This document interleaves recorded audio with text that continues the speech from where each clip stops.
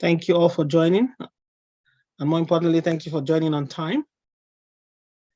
This is a collaborative webinar. We like collaborations, always making more impact. So it's go time. We're going to have a short introduction welcome from the founder of Gintervenes, Dr. Angu. And I'm just going to share his welcome video with us. Can everyone hear me? Just give me a thumbs up if you can hear me. Great. Let's do this.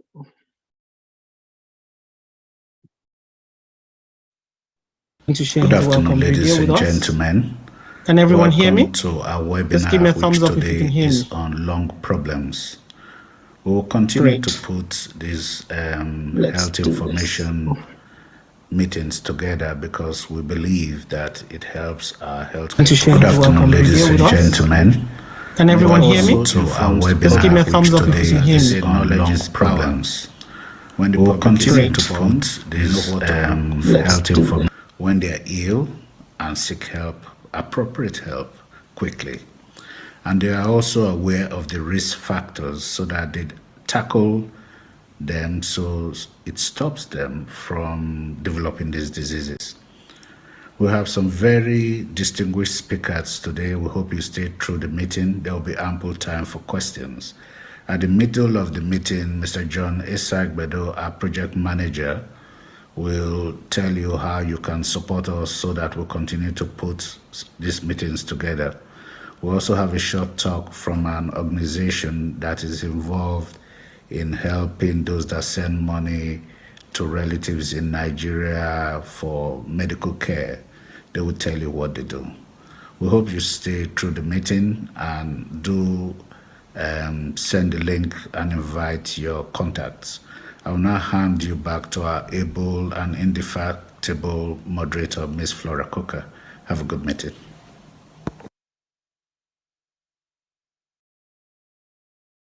Thank you, thank you. So I'm going to go straight to introducing our first speaker for today.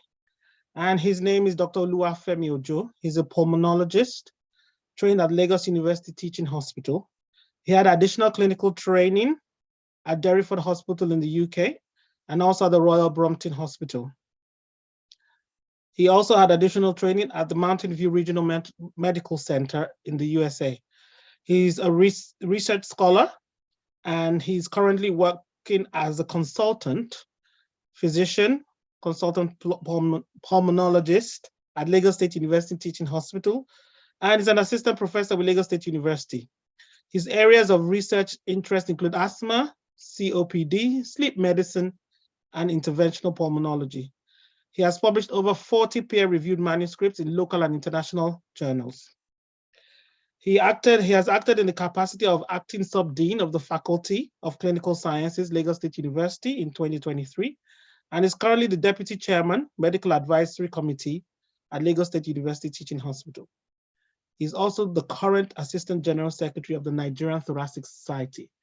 Dr. Ojo, over to you. Thank you very much for introducing me. Good afternoon, everyone. Please permit me to share my screen.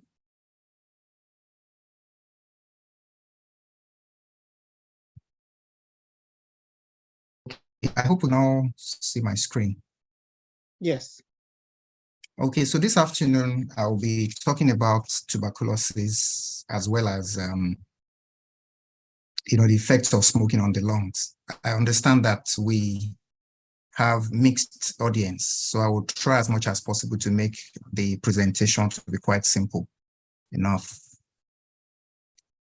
So let's go straight into the business. I have just about 15 to 20 minutes to talk about tuberculosis before I go on to talk about the effects of smoking on the lungs. So we'll start by defining what tuberculosis is. Tuberculosis is a disease that is caused by tuberculosis. This bacteria, or the TB germs, usually affect the lungs. However, the TB germs can affect other parts of the body, such as the kidney, the spine, or the brain. When it affects the lungs, we talk about pulmonary TB. And when it affects other parts of the body apart from the lungs, then we'll talk about extrapulmonary TB. Now, it is said that more than 9 million people become sick each year with active tuberculosis. And as of 2022, over 10 million cases were reported worldwide.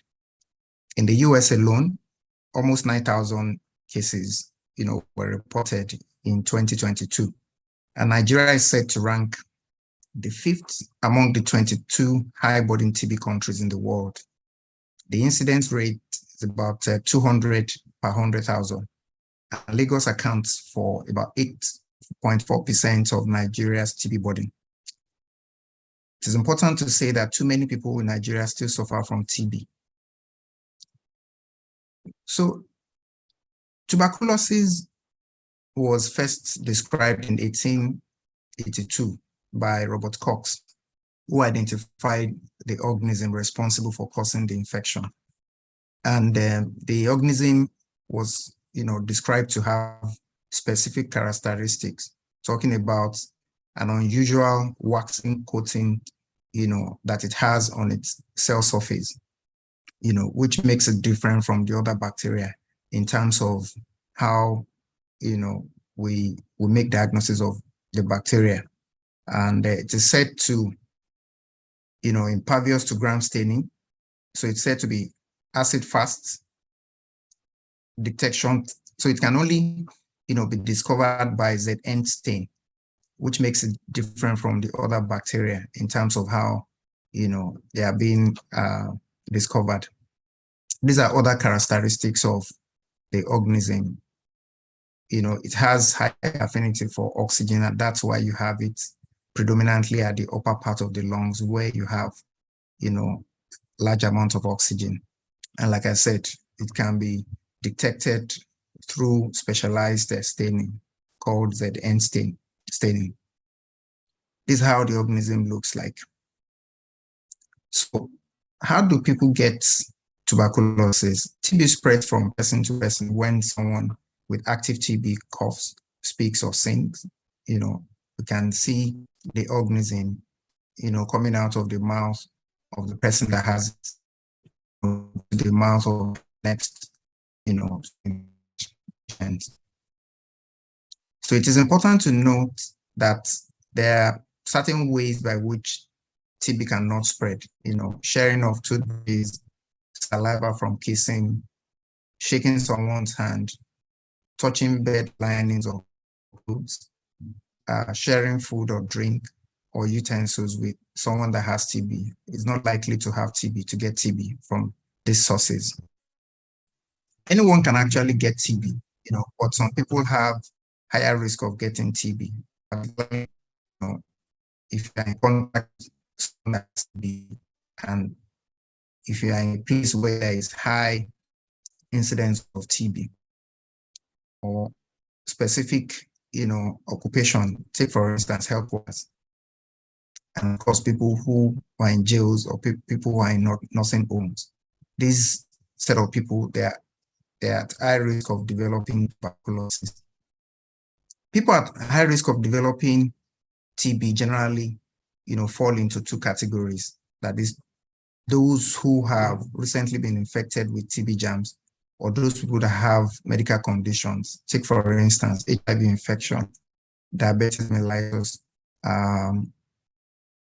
people who are on specialized treatment for rheumatoid arthritis or Crohn's disease, organ transplant patients, patients with kidney diseases, patients with cancers, patients who are abusing substances, patients who have tuberculosis and low birth weight.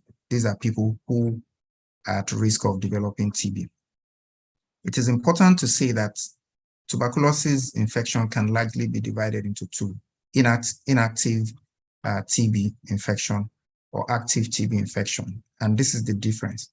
Now, for patients with inactive TB, they have small amounts of TB germs in their body that are live but inactive. They are not likely going to spread it to other people.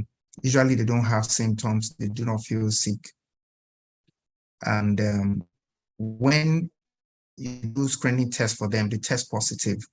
However, when you do confirmatory tests or tests for active TB, they are negative. Take, for instance, chest X-ray, may not show anything. and sputum tests may not show anything.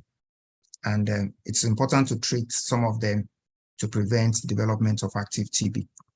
And for patients who have active TB, they have large amounts of germs in their body. This may spread to other people. They feel sick. They have the common symptoms of TB like cough, fever, and weight loss. And they usually have positive TB skin tests or blood tests. And of course, when you do sputum tests, they always test positive as well. Also, you may be able to see something on X-ray. And these are people that you really have to treat to get well. Now, let's look at how TB, affects the body. So we've talked about the mode of transmission, in which case one has to be in close proximity with someone that has it. And when you have inhaled, the TB droplets, it goes directly into the lungs, particularly the alveoli, where you have small vessels lining, the surface, and you have movement of some of the protective cells of the body, talking about polymorphonuclear cells like neutrophils and eosinophils as well as basophils, then macrophages to the area, to attack the organism. Now you have coming together of these cells. You also have additional cells like mononuclear cells like monocytes and lymphocytes. And at the end of the day, you have formation of tubercle, which is like a kind of containment, for the organism. In most cases, the TB infection stops there. It doesn't progress to making the patient to be sick.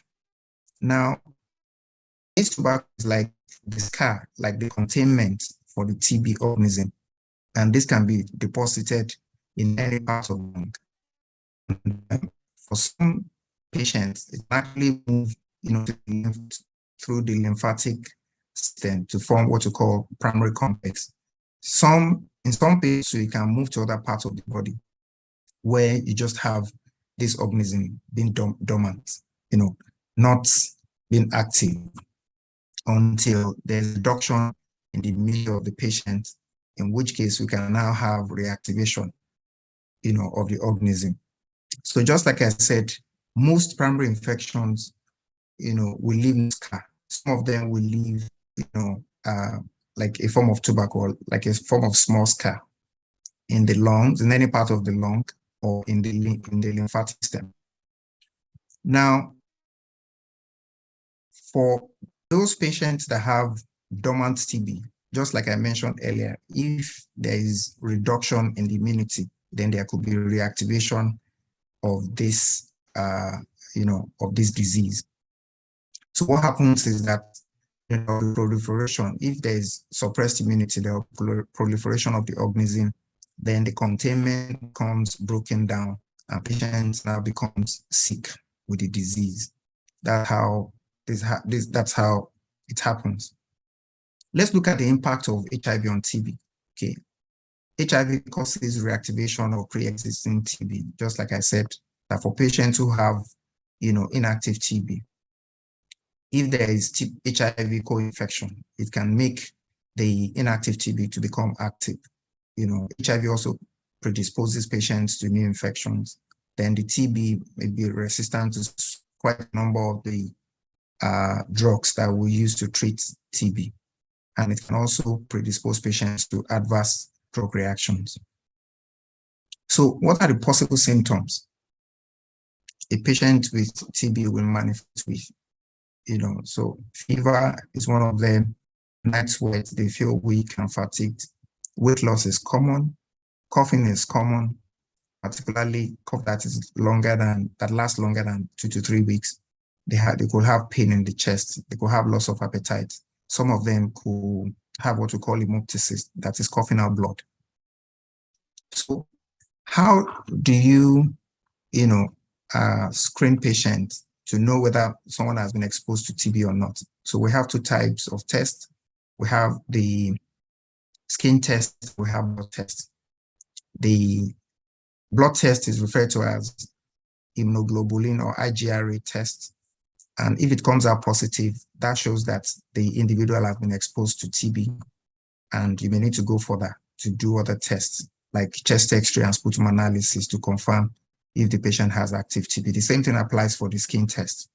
Okay, if it comes out positive, usually, we'll inject a certain protein into the skin, wait for about 48 hours to measure, the response.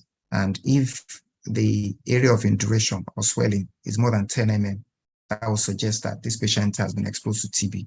And you may want to do other testing to confirm if the TB is active or not. So just like I mentioned, for confirmatory, further testing that you may want to do when you have positive screening tests is X-ray. The things we look out for the X-ray, nodular opacity, particularly at the upper lung zones.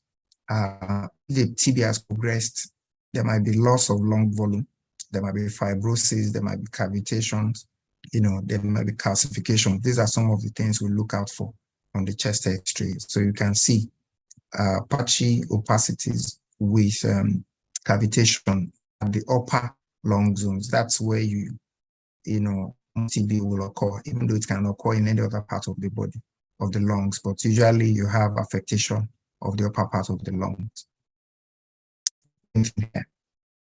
Okay, so other tests that can be done include gene experts, PCR-based testing, in which case trying to identify the genome of the organism, as well as testing for resistance to rifampicin, which is a surrogate of multi-drug resistant TB.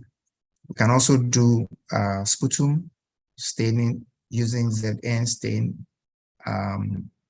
Then other things that can be done include culture, which is said to be the gold standard.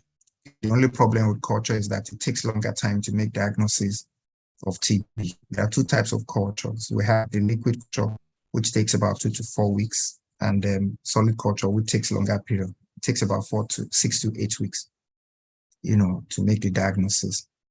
So PCR-based testing is usually the recommended first line because it's faster. Within two hours, you can get, the results from gene experts. Now, in terms of treatment, so we talk about treatment for inactive TB and treatment for active TB.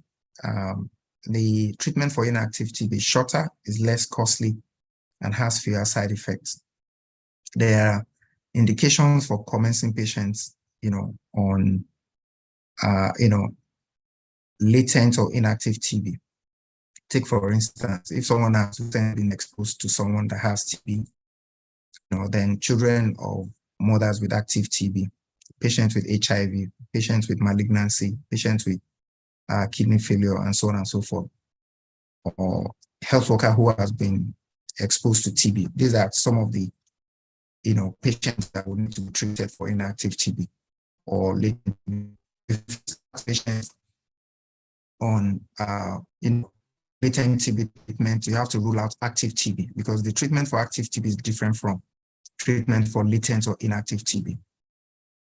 So you rule out TB, active TB, using history, physical examination, chest imaging, and sputum analysis. And you want to determine prior history of treatment for latent TB or active TB.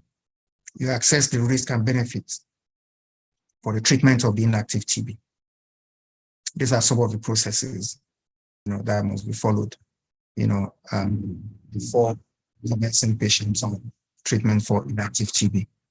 And these are the treatment options. So you can do monotherapy using isoniazid, which can be for 6 months or 9 months. 6 months if it's going to be a daily dose, 9 months if it's going to be twice weekly. That's a longer period. Now, if you combine it, isoniazid and rifampicin, or isoniazid and rifampicin, that takes a shorter period for about 3 months. And you can also use rifampicin, in which case patients is treated for just about 4 months. Now, for treatment of active disease, this helps to protect the health of the patient and that of others around. And most people will take TB medicine for at least 6 months. Now, these are some of the options that we use. So we have the first line drugs for treatment of active TB. This includes isoniazid, rifampicin, ethambutol, and pyrazinamide. Usually we have the initiation phase, which lasts for about 2 months, and continuation phase, which lasts for about 4 months. So during the initiation phase, patient is placed on all the 4 drugs. Then after 4 months, if there's SMER conversion, then you can now withdraw ethambutol and pyrazinamide, and the patient continues with isoniazid and rifampicin for the rest of the 4 months.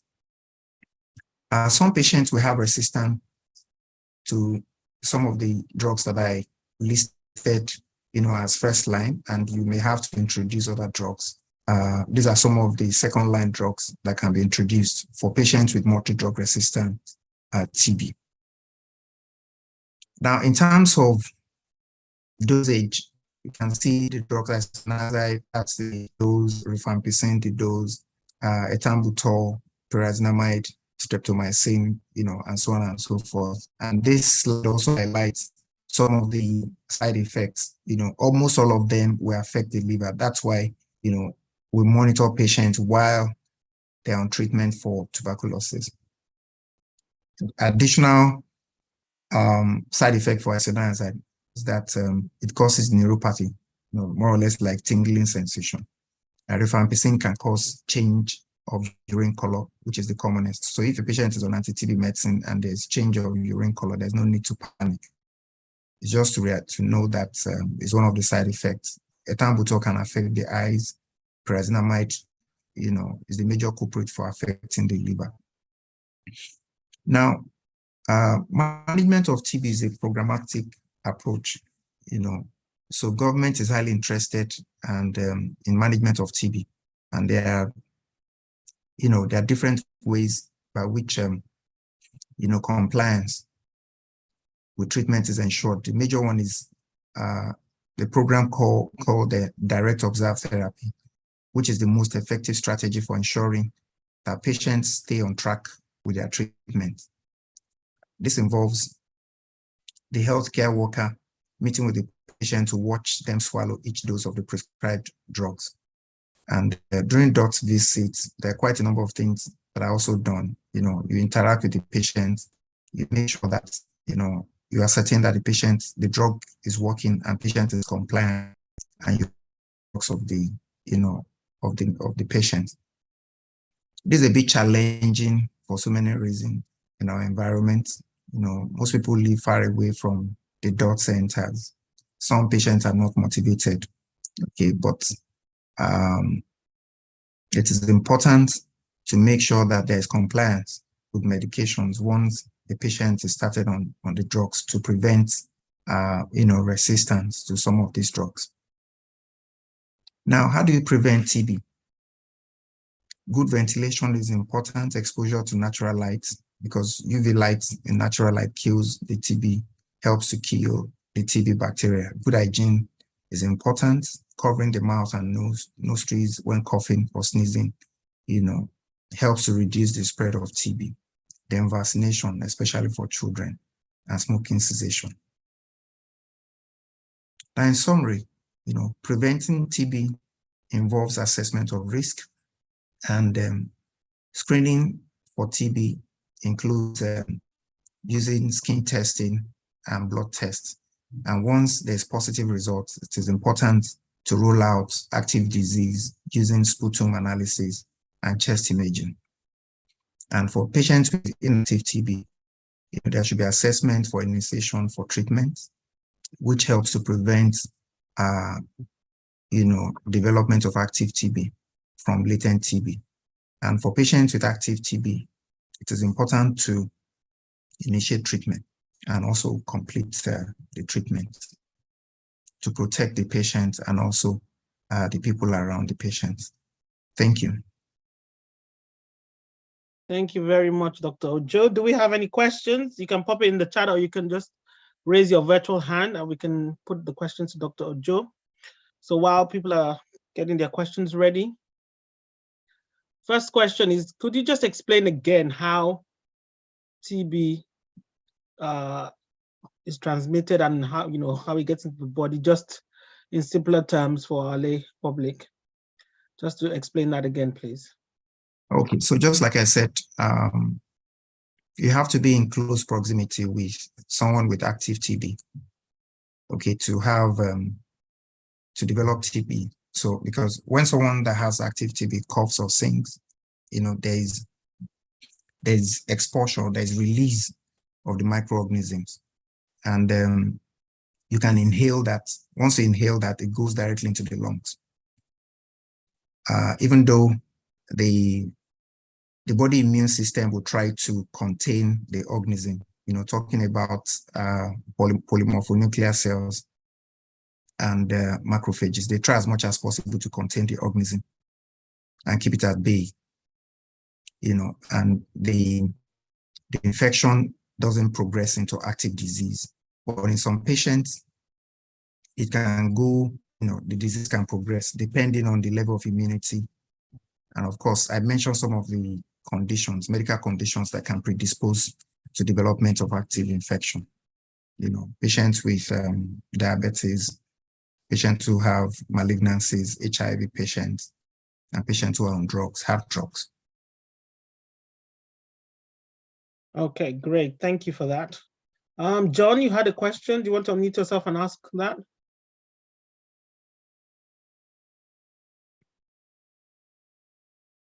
Yes, John? I could see one question here. Is it possible?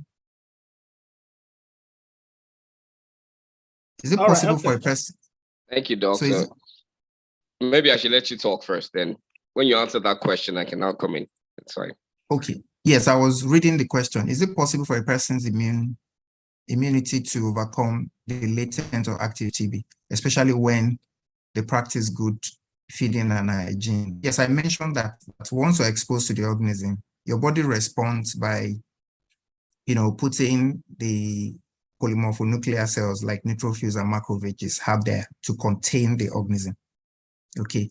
And most of the primary infections we heal without any form of scar, even though some may have little scar, which we refer to as gums focus, which can go in any part of the lung. Some will go into the lymph nodes, but majority of patients we heal without any scar. However, if there is reduced immunity from HIV, use of medications like steroid, patients who have malignancies, patients who have kidney failure, all these conditions will push down the immune system, and the patient might now develop active TB from the inactive TB.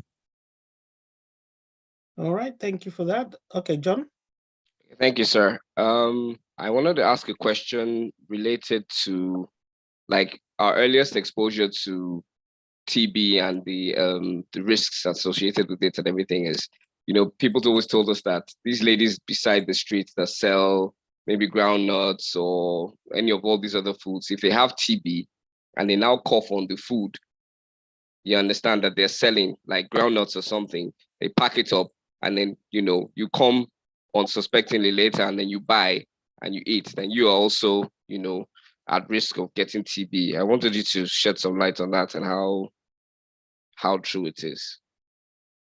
Okay, so there is a certain duration of time the TB organism can live for. Okay, I can't remember precisely now. So if you have the organism deposited, on whatever you are buying, if the organism is dead, it's not likely going to infect you. Okay, so the likelihood of getting infected is when you are directly in contact with the person coughs and the organism is released and you inhale it directly into your lungs, because that is happening almost immediately. Thank you. Thanks for clearing that up. Okay, the next question. Does vaccination protect against one from developing TB? Yes, so vaccination reduces, that's why, we talk about vaccination. The vaccine that is being given is BCG. So it reduces the likelihood of getting, TB infection, but it doesn't totally protect against having TB. It also reduces the severity if you have had it, if you have had a vaccine, but that doesn't mean that you cannot have it. Take, for instance, if you're in close contact with someone that has it and is releasing the bug into you, then you can have it. If you also have conditions like HIV, one can have it. Other conditions that can suppress the immunity, and you're exposed to the bug, or the TB infection. Sorry, Dr. Joe, just repeat your last sentence. You cut out there. So I said that being vaccinated will reduce the likelihood of having TB infection, and of course the severity. But that doesn't mean that you cannot have the infection, especially if you're exposed to it. All right, thank you very much. Baba Femi Adenuga, do you want to unmute and ask a question? Hi, how are you? Good afternoon. Sorry, I joined a bit late. I actually posted my question, but I'll just go ahead and ask it. So I wanted to know what the standard of care for treatment of latent TB is in Nigeria.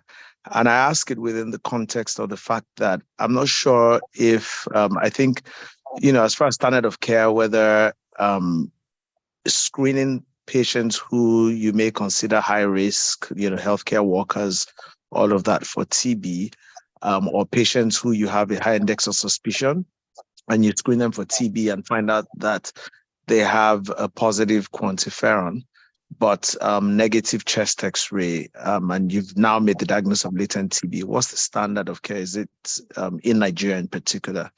Are we required to treat latent TB in such situations or not? Okay, so thank you very much for your question. So there are indications for treating latent TB. Okay, take for instance, I think I mentioned some of these conditions. If you have someone with HIV infection, yes, you have to treat. Health workers who have positive TB load, then you also have to treat patients that will be commenced on long-term steroids that have latent TB. You have to treat patients with malignancy that have latent TB. You have to treat, and so on and so forth. So in my routine practice, because we have patients who go on steroid, quite a number of patients who go on that will put on steroid. So routinely, we try as much as possible to screen those patients, patients with interstitial lung diseases, patients with sarcoidosis. So before you start those patients on treatment, you screen them for latent TB. If they have latent TB, then you have to treat. Because if you don't treat, once you start them on steroid, the likelihood of having reactivation is very high.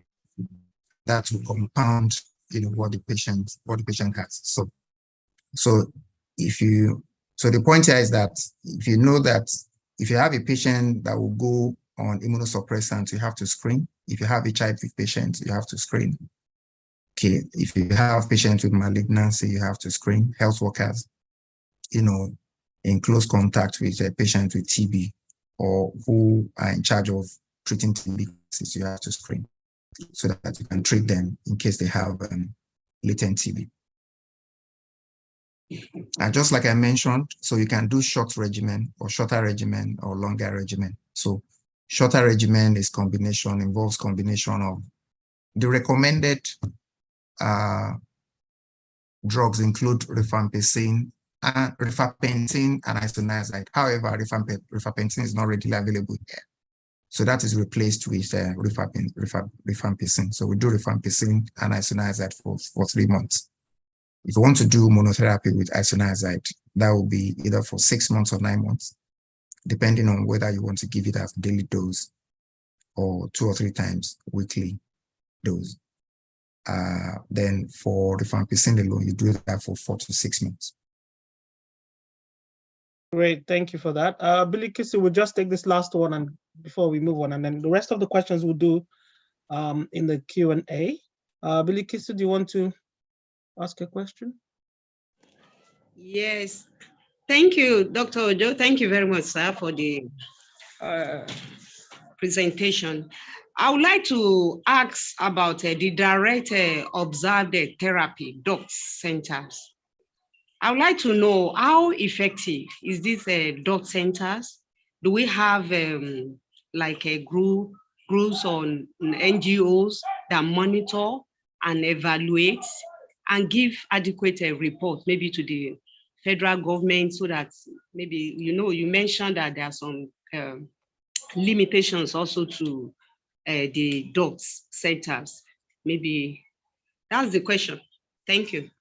Okay, thank you. So almost all the local governments have DOT centers, at the primary healthcare. Then also the teaching hospitals and the teaching hospitals and the general hospitals. The ideal thing is to make sure that patients come to the DOT center every day, to use their drugs, so that they can be adequately monitored. But we know the challenges of transportation and all that, putting things into perspective. However, what they do in this part of the world is that they give patients drugs for just only 2 weeks at a time. So you cannot collect your drugs for 1 month or for 2 months. Okay. So if you're going to come back in 2 weeks, if you come back in 2 weeks, that means definitely you must have been using your drugs, for 2 weeks. So if you have not come back after 2 weeks, there's quite a number of possibilities. Is it that you have not been using it, or you are no longer motivated, to use it? But one of the ways they use to monitor is by making sure that they only give for maximum of 2 weeks for patients to come back. And they also interact with them when they come back, for refill of their drugs. And they also make sure that, most of take for instance, if I'm seeing a patient in Ikeja, okay, if I've made the diagnosis of TB in Ikeja and the patient lives in Ikotun, so if the patient is commenced on anti-TB COX, on anti-TB in Ikeja, the DOT center will try as much as possible to refer the patient to DOT center in Ikotun, so that the patient can be closer to the DOT center over there where he or she lives.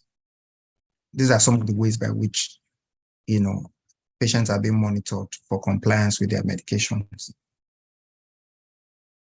Okay, there's a follow-on question on that, actually. I'll take that before we go on to the next topic. So the person is asking, is it possible to have the DOT centers brought closer to the people via community pharmacies? If yes, what are the procedures for that?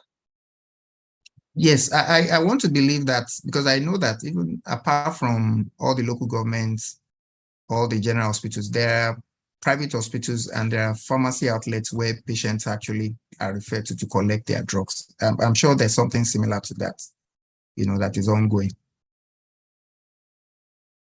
Okay. I hope that answers the question for the person who posted it. I don't know if there's any way they can have any more information. If you want more information, then you can just put it in the chat. All right, so we're going to the next topic, and Dr. Joe is the speaker. He's going to be talking about the effect of smoking on the lungs. Dr. Joe. Thank you for having me once again. I hope you can see my screen. Yes. Okay, so this time around, I'll be talking about the effect of cigarette smoking on the lungs. So what is a cigarette? Cigarette is a thin cylinder of finely cut tobacco leaves rolled in thin paper for smoking, usually being ignited at one end and smoked at the other end. And in one cigarette, these are some of the things that you can find there. You have particulate matters. These are solid liquid matters that are microscopic. You can't see them with the eyes. Then you have carbon monoxide. You have over 7,000 chemicals. About 250 of them are very harmful, and we have some of the chemicals that can cause cancer. In terms of specifics, these are some of the chemicals that you can see: nicotine, acetic acid, cadmium, butane, formaldehyde, and so on and so forth. As we can see, ammonia, as you can see on the screen. The ones that cancer include acetaldehyde, aromatic amines, benzene, formaldehyde, and so on and so forth. Tobacco can be smoked in different ways using pipes. And the one that is more recent is e-cigarette. You can see the other forms in which cigarette can be smoked. So e-cigarette is an electronic device that stimulates tobacco. It consists of an atomizer, the battery, and the cartridge or tank. Previously, it used to be referred to as vaping, since vapor instead of smoke is inhaled. Now, this is what e-cigarette looks like. And these are other forms of, these are other ways by which tobacco can be smoked. So it contains about 0.49 to 0.89 grams of tobacco. And this is absorbed through the lining of the mouth and the lungs, gets into the brain in a few seconds. And every cigarette smoke kills 11 minutes of one's expected lifespan. That is to tell us about the detrimental effect of smoking. It also reduces the lifespan of the individual. In Nigeria, it is said that about 20 billion sticks of cigarettes are being consumed yearly. You can see the body of cigarette smoking. And about 45 million adults use tobacco products. 82% of Nigerians are exposed to secondhand smoke, when they go to the bars, the nightclubs and restaurants. Even if you're not smoking, you can be exposed, to secondhand smoke. So let's look at the effects of smoke on the lungs.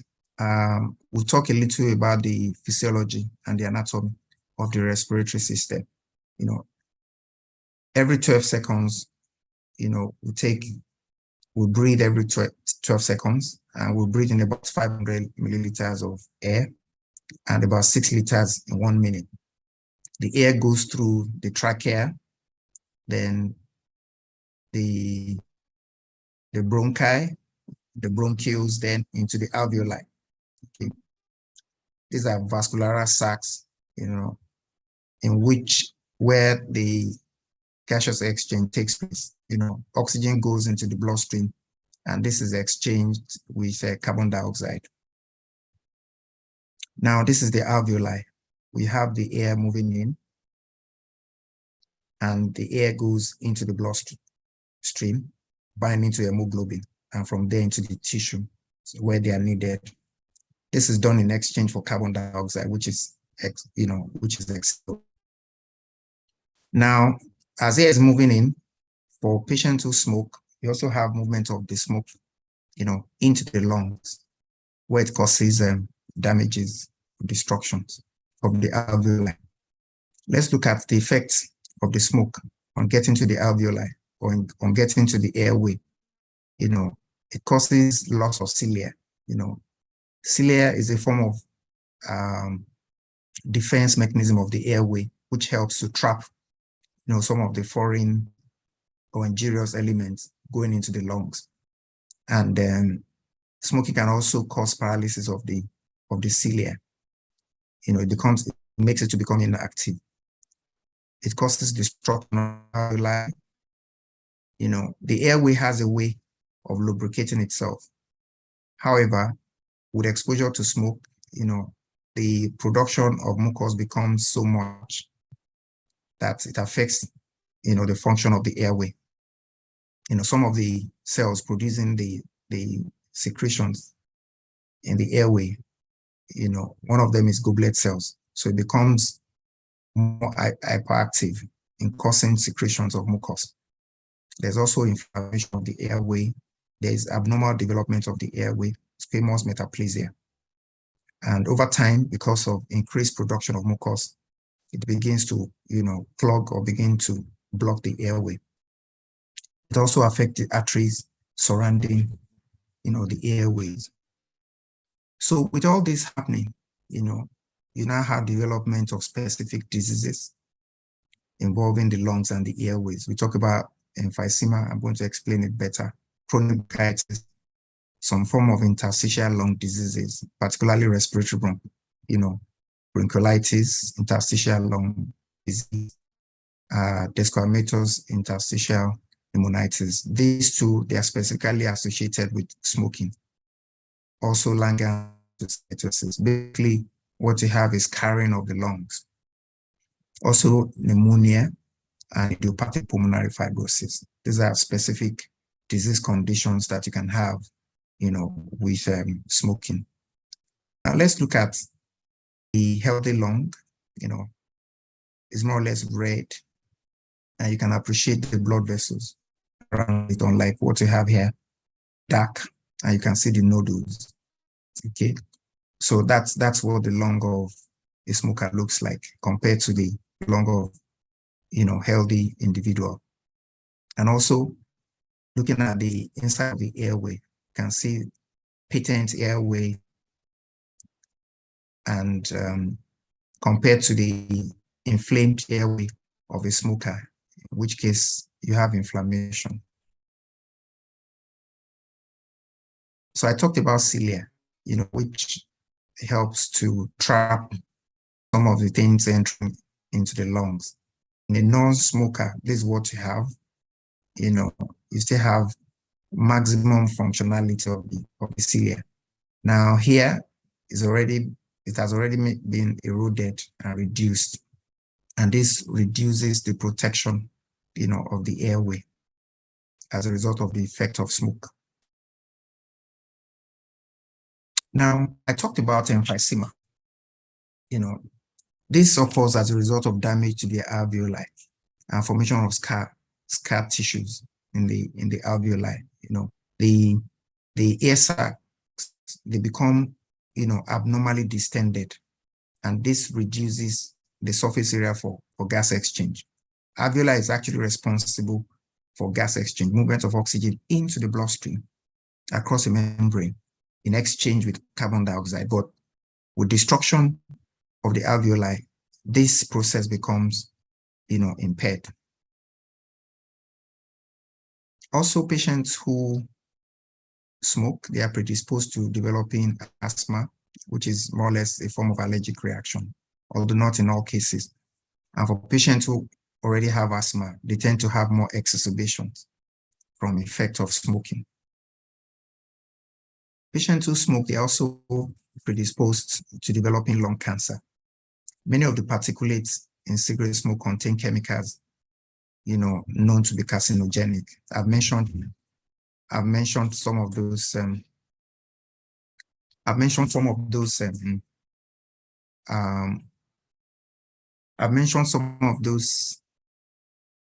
organisms, some of those chemicals earlier on, and particulates can stay on lung surfaces for long periods of time, and they cause mutation that can lead to cancer at the end of the day.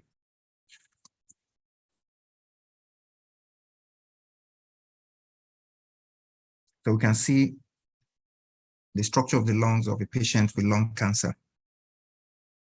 Other things that can occur as a result of exposure to smoking include recurrent chest infection like pneumonia, as well as tuberculosis. Children are not left out, especially children of mothers who are smokers. They tend to have poor lung development. They tend to have recurrent cough, wheeze, and attack of breathlessness. They're also predisposed to having ear infection, pneumonias, and also bronchitis. The other effects of smoking, even though this presentation is to focus on effects on the lungs, but just for us to be aware that there are other things that can happen from smoking, arthritis, erectile dysfunction, effects on the skin, effects on the mood, Then for women, reduced fertility and the risk of having ectopic pregnancies, low birth weight babies, and premature death of babies. Now, it is important for patients who are smoking, to quit. And let's look at the benefits of quitting. It helps to reduce the heart rate and normalize the blood pressure.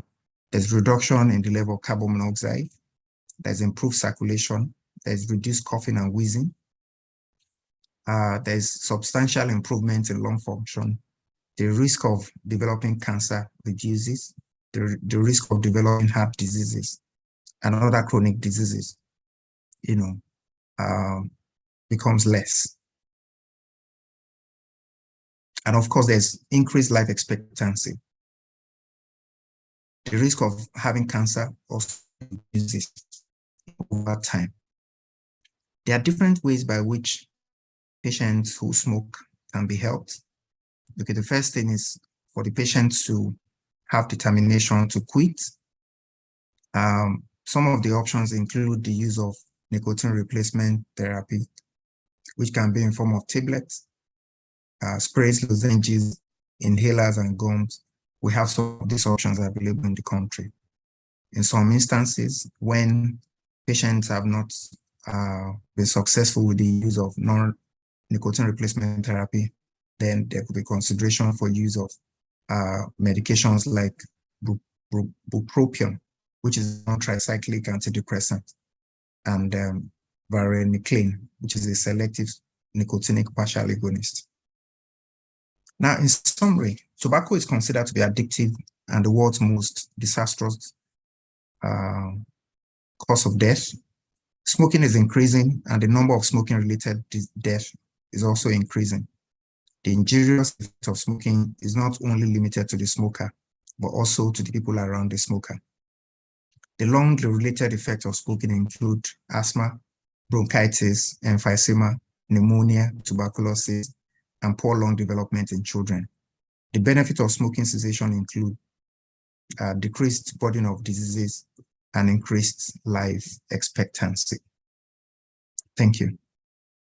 Thank you very much, Dr. Joe. Do we have any questions on the subject of the effects of smoking on the lungs?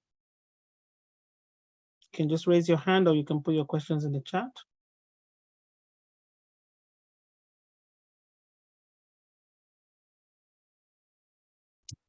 Any questions?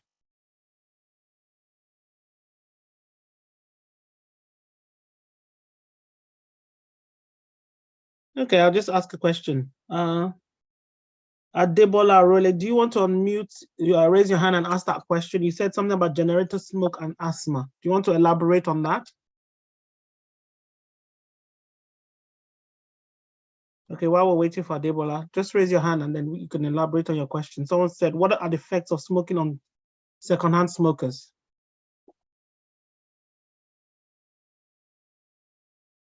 Okay, so the effects are similar.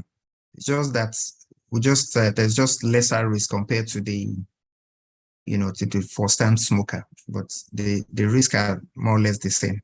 There's risk of asthma, risk of emphysema, risk of chronic bronchitis, risk of infection, risk of like pneumonia and tuberculosis, as well as lung cancer. It's just lesser compared to first-time smokers. All right, thank you. Baba Femi Adenuga, ask your question, please. So, can you hear me? Yes. Okay. All right, thanks for that. Now that we have so many different modes of smoking, e-cigarettes, like you mentioned, then the direct sticks and vaping and all that, what are the risks in terms of, these different modes?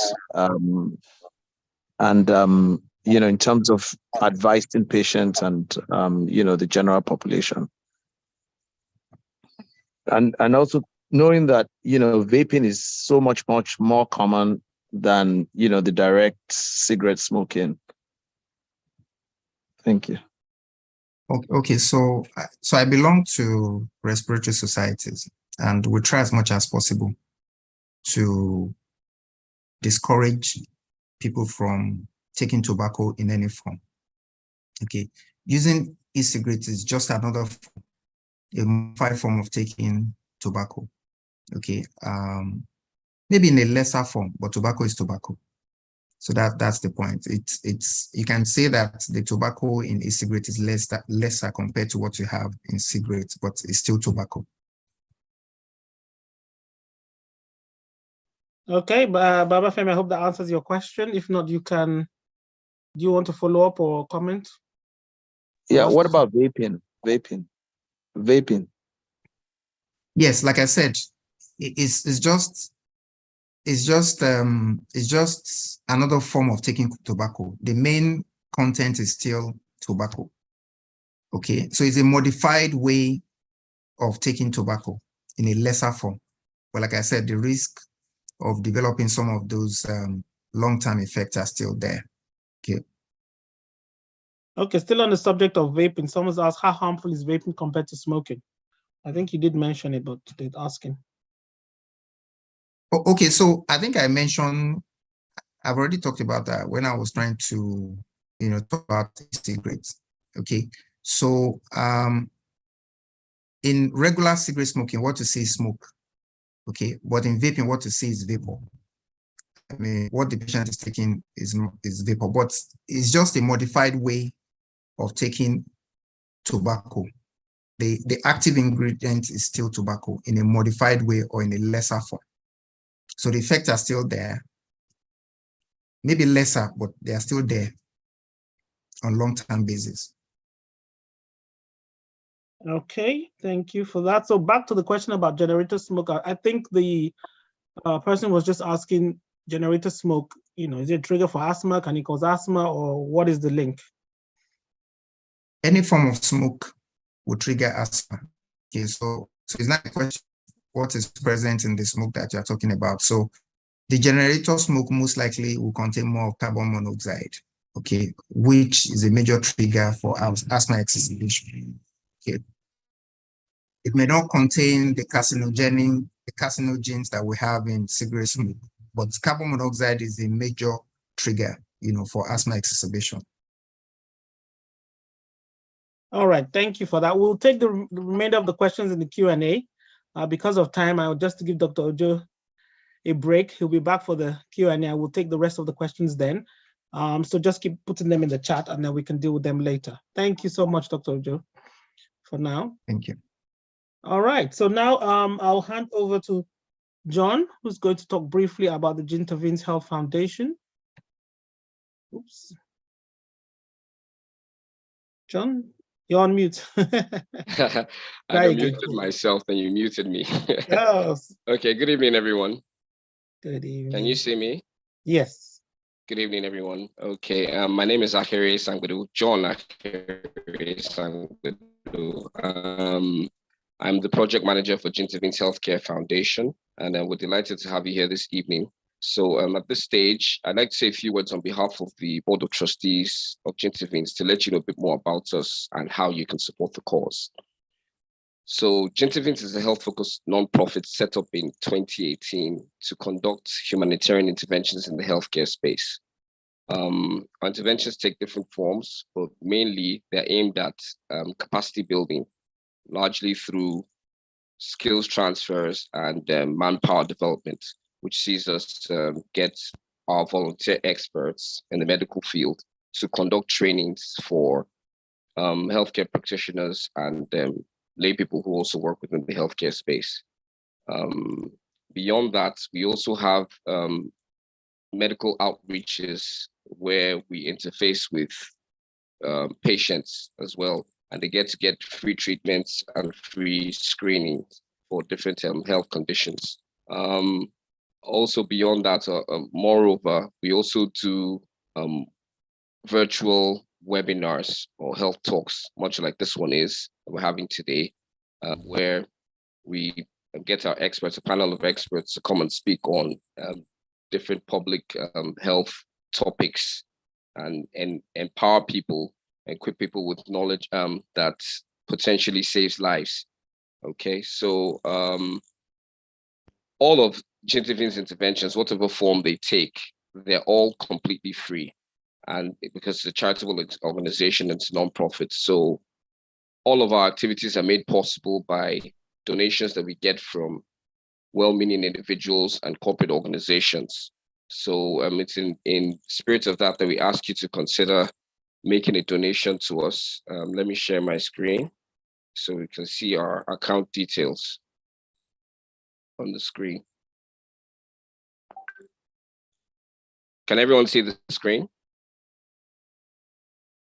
So our account details are here up on the screen. In the event that you want to make a donation to the organization to support the cause, as I said, all the donations are used to put up interventions of this kind and also physical in-person interventions as well.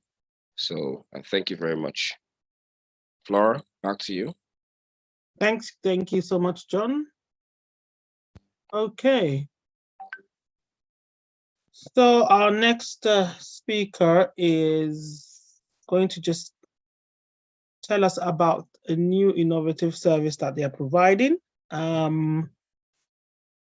before we bring on our final doctor. So we have, sorry, John, do you want to stop sharing? Thank you. So the next speaker is Dr. Ismail Baji.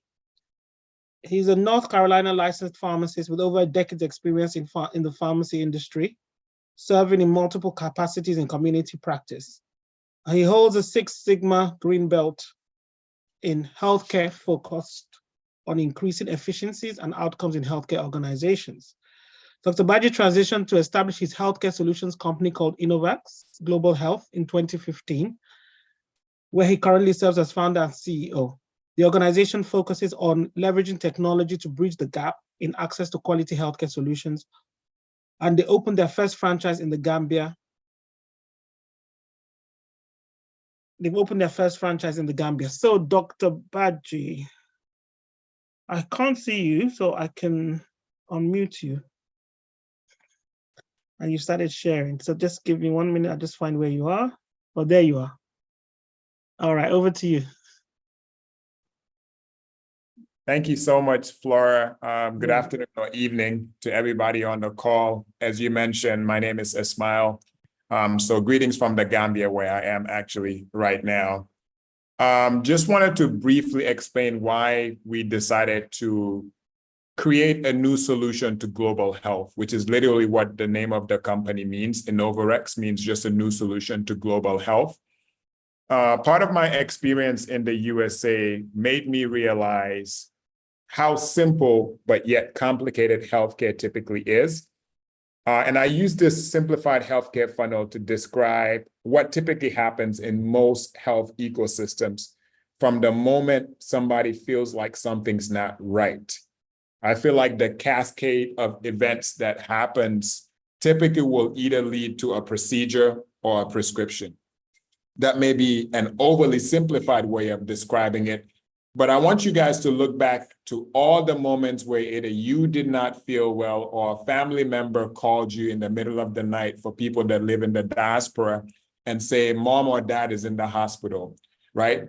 Typically, the diagnostics, the triage, access to a doctor, all those things typically just get to a destination where you realize is it an acute situation like malaria, where 7 days of the right treatment, hopefully rest and recovery, you're back up and running, or is it a chronic condition like diabetes, hypertension, where it becomes a lifetime relationship with a condition that, if not managed, the outcome for most people in Africa is early death. I could argue that most people in Africa have a relationship with healthcare only in a moment of crisis or emergency, but also everybody sees healthcare as malaria, as something you take a quick fix and it goes away. But typically we know that a lot of people that have chronic conditions typically could be stuck with an ailment. So the mission why we decided to get up is we realized that a lot of people in Africa need a dignified but also holistic way of giving lifelong companionship when it comes to healthcare. So that's the mission of our company. And this picture would be very familiar to a lot of people. This is how I describe the fragmented health ecosystem in most places in Africa, where going back to the patient that has an ailment typically has multiple back and forths at different components of the health ecosystem to find one solution. And I always paint the picture of somebody in the diaspora who, let's say, sends money back home and is waiting sometimes for 14 days while the patient would typically is somebody you care for daily, is going back and forth before you even realize what exactly is wrong with mom, what exactly is wrong with dad, for you to find a solution. What Innovarex Global Health set out to do in Africa is going back to what we call the funnel of life. I think majority of people consider healthcare as expensive because they start seeking healthcare when it's in the bottom of the funnel, when there's normally complications, emergency, and that's why a lot of hospital beds exist. But if you look at the population of Africa, we're so young that majority of people fall within the top funnel of the top part of the funnel, where primary and preventative care are needed the most, but also how do you build a system that manages and provides care for people that have chronic conditions through a lifelong companionship. That's really what our company is designed to do, but also understanding how money moves into the continent. We know that most people in the diaspora have somebody they love that they keep sending money back home. But a question needs to be asked: why are we sending money back home, but we're not spending money directly on products and services that really give us the peace of mind and the assurance?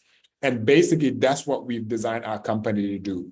We found a very efficient way of finding out now that Africa in general, about 30% of adults in Africa right now may be at risk for a chronic condition or already have an active chronic condition.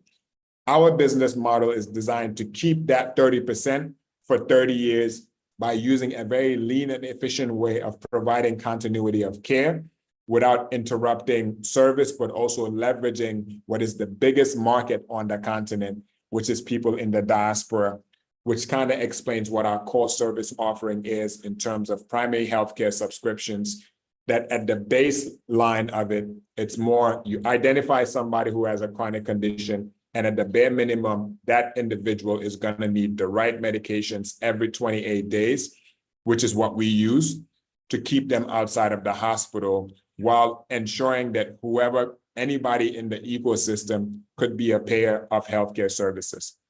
We've ran this model successfully in Gambia for the past 4 years, and we're actually excited now to be entering other markets, Nigeria, Kenya, and predominantly English-speaking countries, to provide the same value.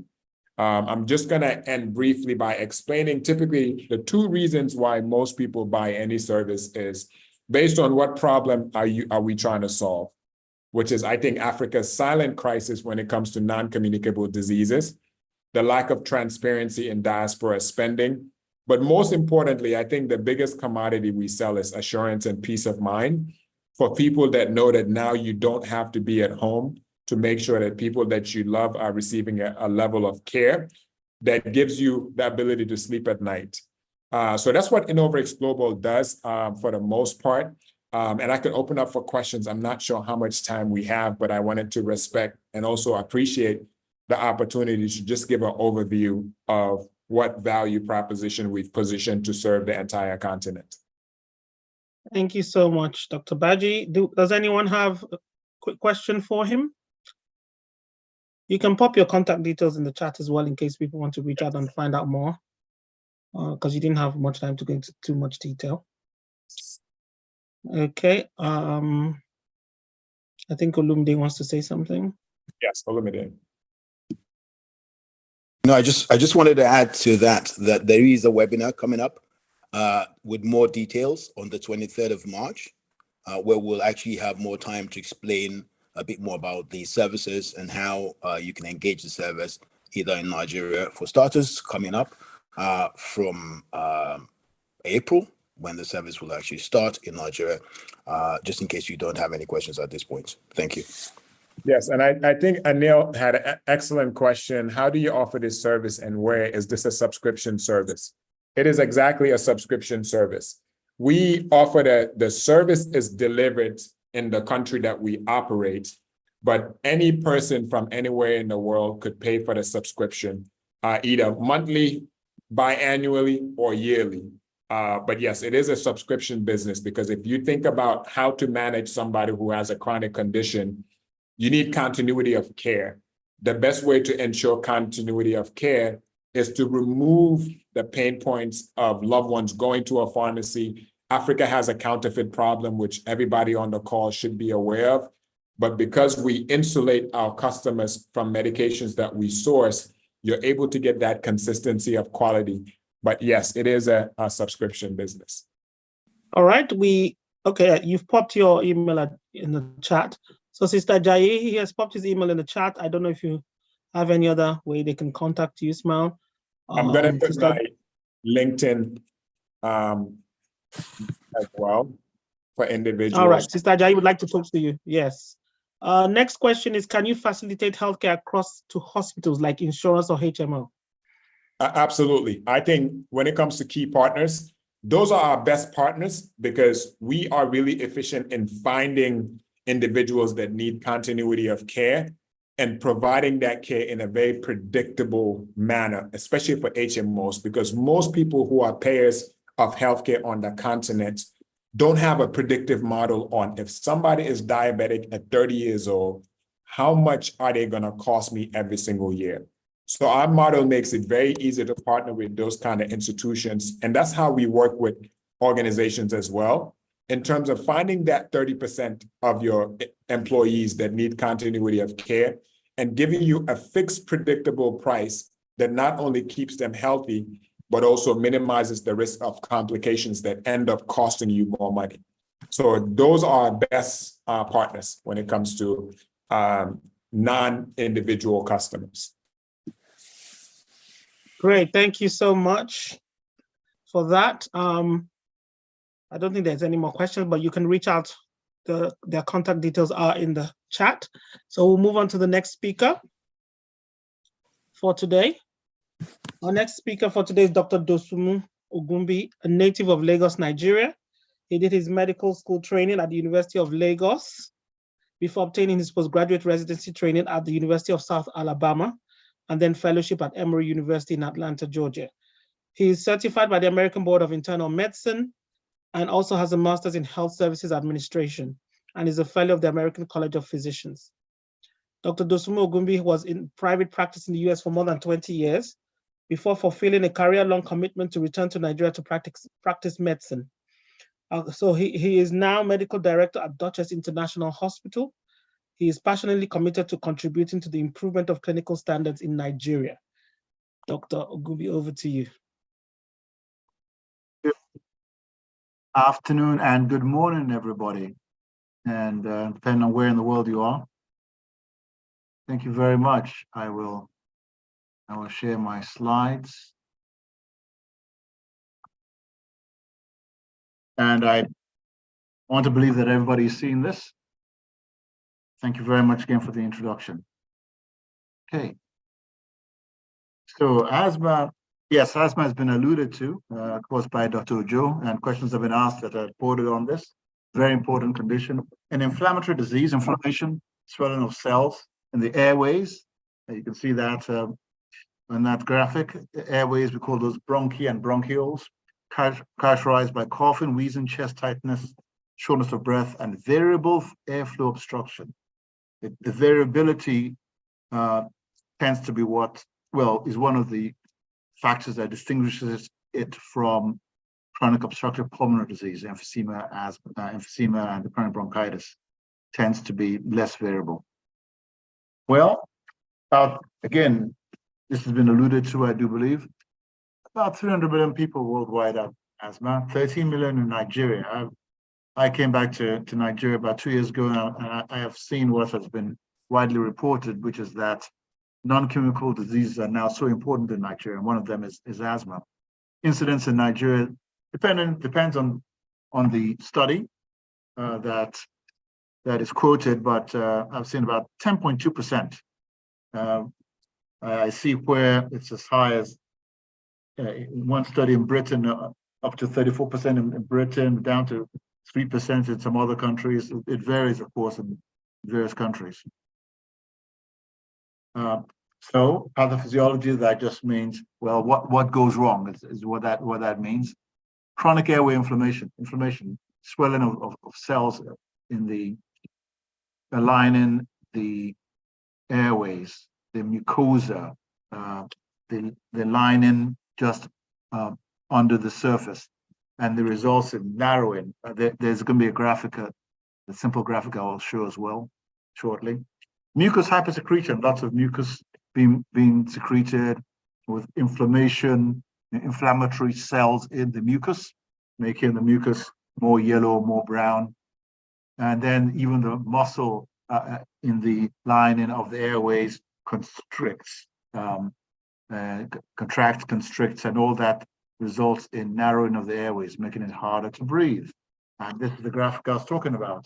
So below, of course, is the normal bronchius or bronchiole. Bronchiole is just a branching off of the bronchi of the bronchus as it goes towards the edge of the lung. You have more narrowing of the.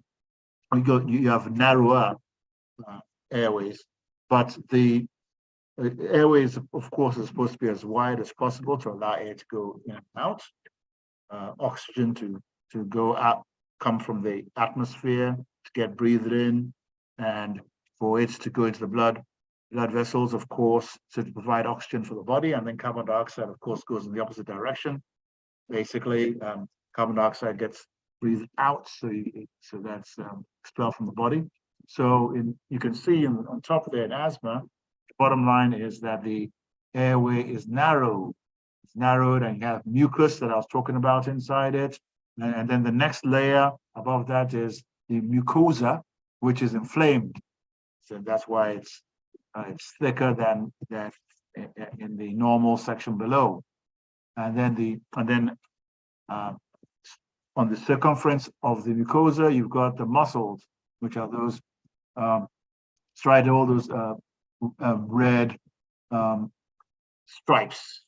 That's the muscle which gets constricted, and all of that results in narrowing of the airway, and the coughing and the difficulty in breathing, shortness of breath.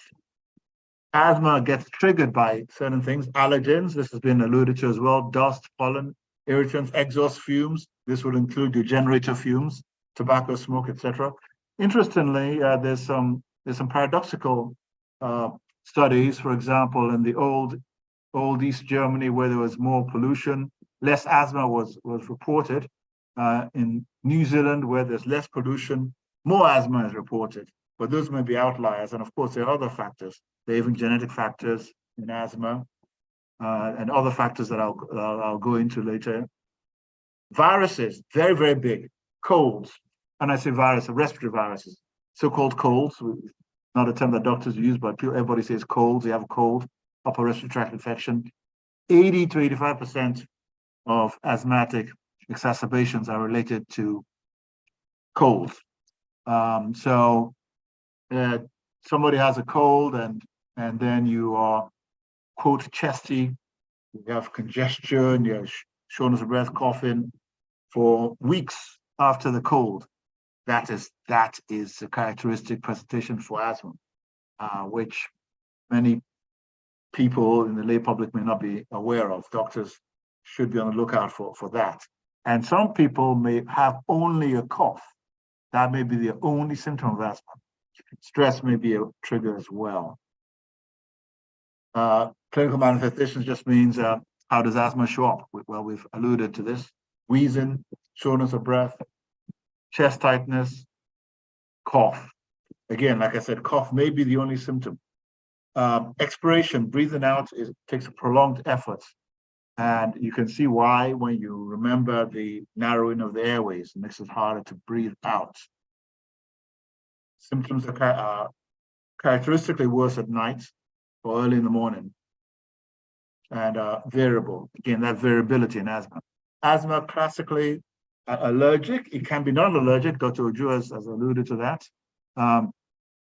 Classically we think of it as being allergic, but there are cases of asthma where we cannot identify the allergen. Maybe we simply just haven't identified it, or the cells involved in the inflammatory reaction may not be your characteristic allergic type cells. The characteristic allergic cells, eosinophils, and then that's associated with basically an atopic state. Atopy just means the characteristic of somebody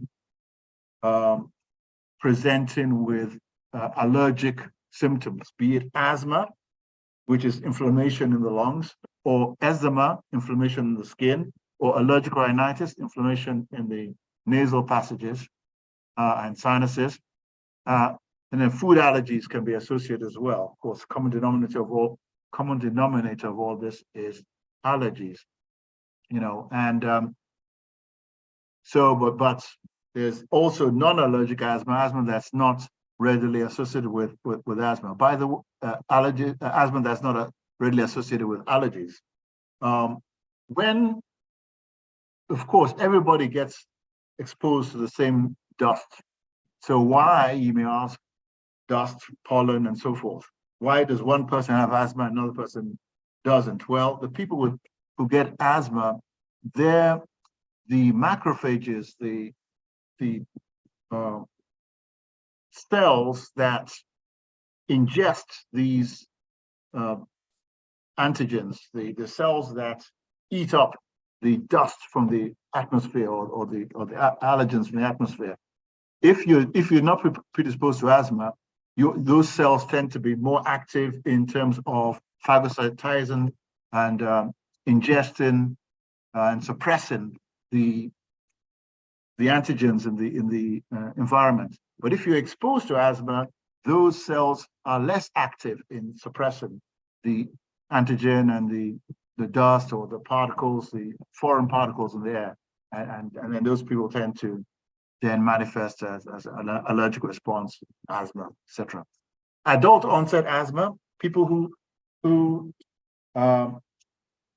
those who develop asthma as adults, it has been hypothesized that these are the people whose asthma may be more related to the so-called hygiene hypothesis.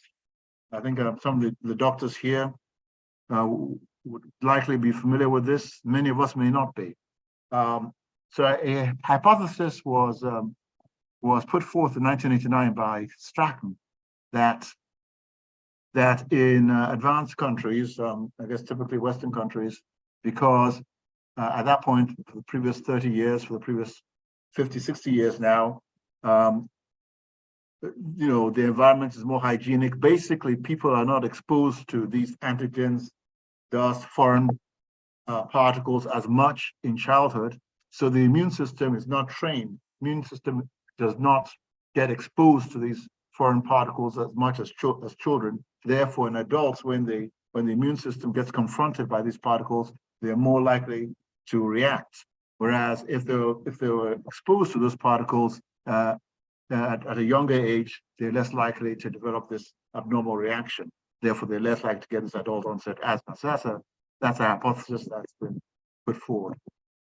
So basically, therefore there's a disadvantage in an environment being too clean. So different phenotypes, different types of ways asthma show up.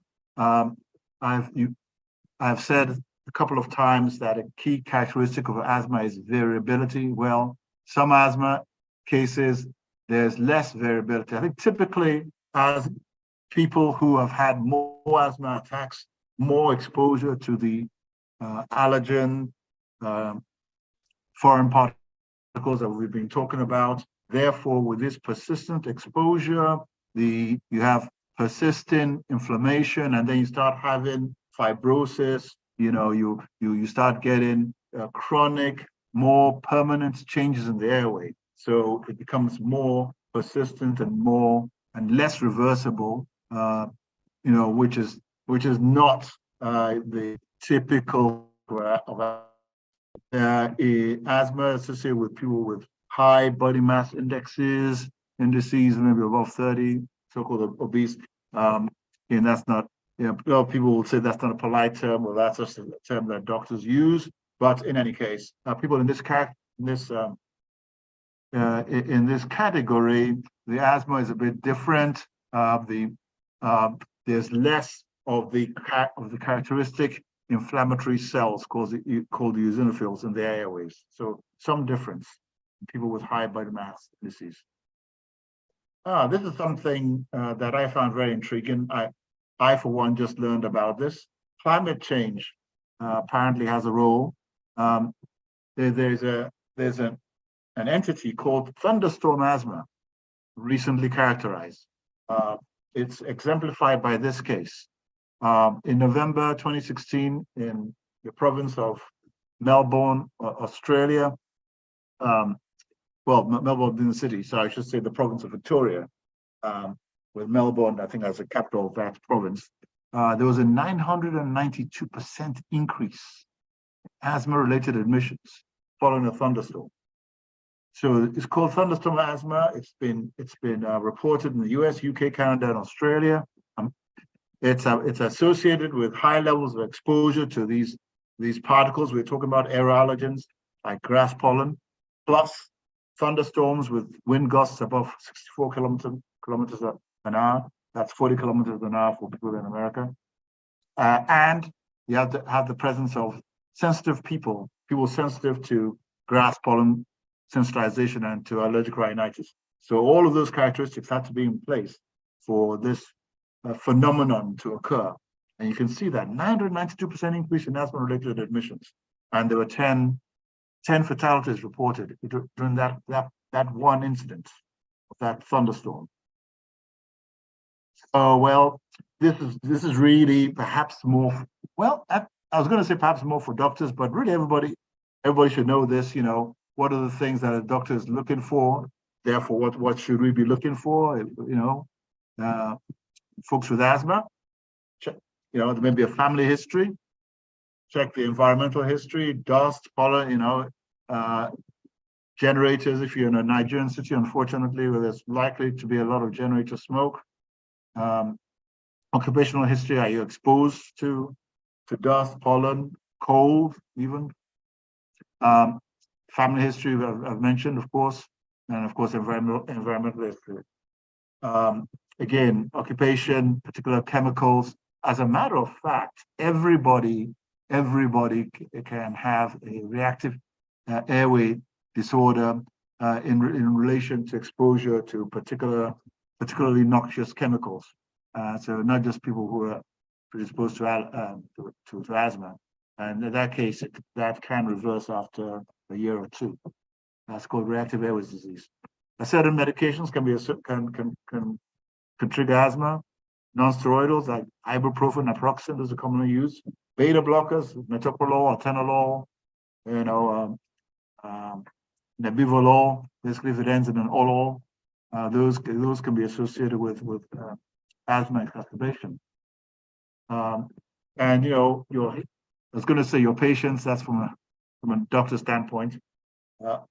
Many people will say that their asthma has gone or that they outgrew asthma. Well, that is related to the fact that 16% of adults will actually experience remission. Asthma will apparently disappear within 5 years, and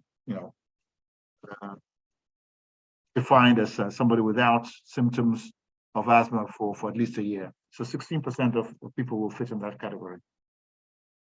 Well, what does the doctor do? People may be very familiar with this. We call it spirometry. It's incorrectly called pulmonary function test. Is actually a very, very comprehensive test, which includes going into a body box and doing all the more sophisticated tests, which are not available in our environment here in Nigeria, frankly. But the simpler spirometry is typically what people are talking about, and that is widely available, where there's a simple machine that you blow into, and basically we're trying to see how rapidly you're able to blow air out. And again, you remember the graphic showing the cross-section of the airway, showing in asthma that it's narrow. Well, if it's narrow, then you can't blow out air very rapidly. So the ratio of air that you can blow out in 1 second is reduced. It's as simple as that, reduced less than 75% relatively. Some people take 80%, some people take 70%. So bottom line is that the reduction in the proportion of air that you're able to blow out in the first second. That's what the doctor is looking for in that test. Chest X-ray can be done. This is the people who have an exacerbation, an asthma attack. Chest X-ray is done not to look for anything pertaining to asthma, but to rule out things, rule out lung collapse, rule out pneumonia, because in asthma the characteristic is that the fact to be normal, or you could have increased hyperinflation, particularly expanded lungs. Skin tests can be done. Don't always correlate very well. the purpose of skin tests is to try to identify allergens that have led to asthma, but frankly, the skin tests are actually of somewhat limited value because they don't always correlate very well to the actual allergen that the person is reacting to. The goals, of course, are to achieve good control of the asthma.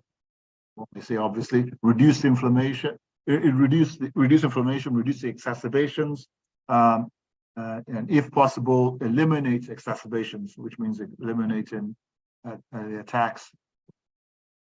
We do that by using, of course, everybody is familiar with the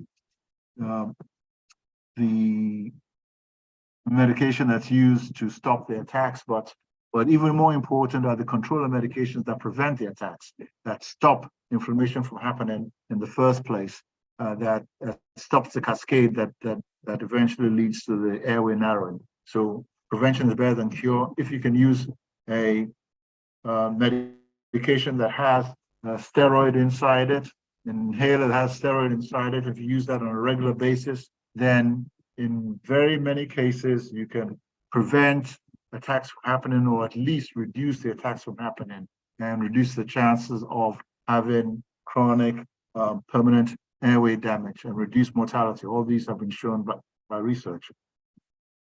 So reliever medications are, of course, what you use to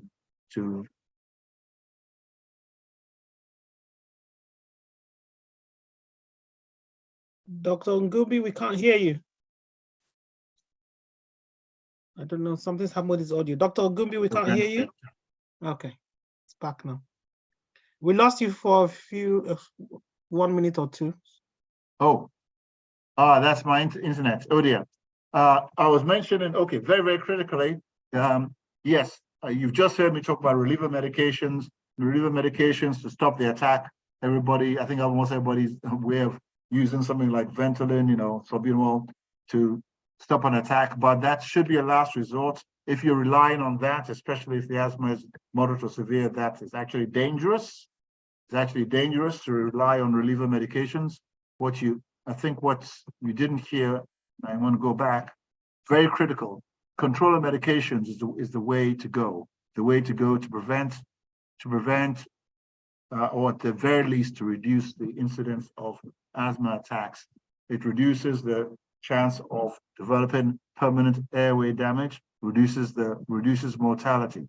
Using reliever medication has relatively limited long-term effect on reducing mortality. The big bang is using controller medications that have steroid inside, that by preventing inflammation, by preventing the attacks in the first place, are much more effective in reducing mortality. So I think that you may not have heard me say that. I want to make sure I get that across. Then the other things that can be added on, all the medications that can be added on, again, with a view towards stopping inflammation, stopping the allergic responses. And there's some really sophisticated, really very expensive medications costing thousands of dollars. I'm not going to go into that. Basically, work on preventing the inflammation and the allergic responses that will eventually lead to asthma. And those are my references. Thank you very much. Thank you so much, Dr. Ngubi. Okay, we have lots of questions for you already in the chat. So let me start with the first one I can see. What is the role of genetics in treating asthma? Could that be a potential cure? Well, yes would be the short answer, that it could that could be a potential cure. We're not there. Certainly, a number of genes have been identified. So some genes have been identified to be associated with asthma, but I am not aware of and Dr. Joe might have some more information. I'm not aware of so there's certainly no treatment available. I don't know that there's any on the horizon, but I'm sure that that's been worked on. But we do know that certain genes are associated with asthma. Okay, thank you. Could you just stop sharing for me, please? Then I can see. Let me do that. Yeah. Okay. There was a question from, where's it gone now? Bamafemi Adenuga, are you still online? Do you want to ask your question or do you want me to read it out? It's nice when we have some interaction. If you raise your hand and I can find you, I can't find you at the moment. Okay, while he's doing that, does asthma get better as you get older? That's the question. You know, it can. People often have the experience of experiencing it as a child. First of all, before the age of 5, the diagnosis is not made. I'm not a pediatrician, but basically it's age of 5 is when it starts to be, you start to make the diagnosis. But many people may have it as a child or as an adolescent, and then it may improve as they get older. And like I said, 16% of even adults have a remission, lasting a good 1 year. So that can happen. It can get better. But some people develop asthma as an adult. And I've mentioned that. And then there's this hypothesis that maybe that's related to them not being exposed to enough dust and pollen and dirt as a child. There's that hypothesis. Thank you for that. Adaobi, do you want to unmute yourself and ask a question? Okay, a friend of mine lost the nephew 2 months ago because they said he died of asthma complications. But what I don't understand, because he lives in New York and he's finished his master's and he's doing a good job. So I'm thinking, I usually think it's a third world is when people die of these things, but living in a well-developed country.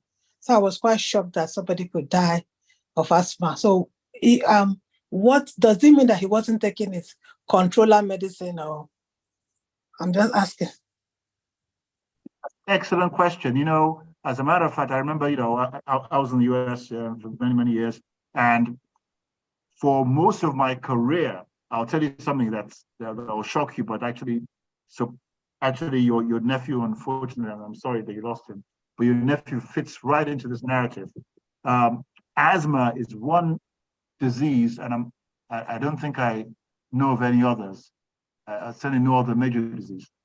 I think this may have just recently changed in the last few years, but for the most of the last 30 years, asthma is one disease where the mortality actually increased in the Western countries. Certainly in the United States, mortality increased for asthma in the United States. And that was, for a long time, we were kind of scratching our heads. I think pollution has something to do with it. But I think maybe the biggest factor was that doctors did not understand the importance of controller medications, let alone the patients. And at least the GINA Global Initiative for Asthma, that's one particular asthma body, they have now determined that everybody with asthma should be on a controller medication. Whereas before we used to say, if your asthma is mild, well, you could just use the reliever and wait on the controller. That's why I really, really emphasize controller medications. So to answer your question, yes, quite likely. I mean, of course, people can be unlucky, but quite likely he wasn't using the controller medications. Controller medications, that's what reduces the mortality. If you're relying on your albuterol, Ventolin, salbutamol, that itself can be deadly because you're not stopping the inflammation.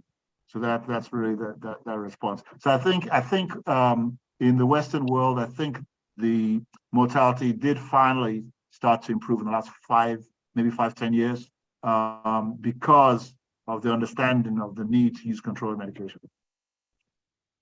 Thank you. Thank you. So Babafemi, do you want to go ahead? Okay, yeah, so no. Oh, you've muted yourself. All right, I'll mute again. Okay. Sorry, can you hear me? Yes. Yeah. Go ahead. I don't know what's happening with your device. It's muted you again. Try again.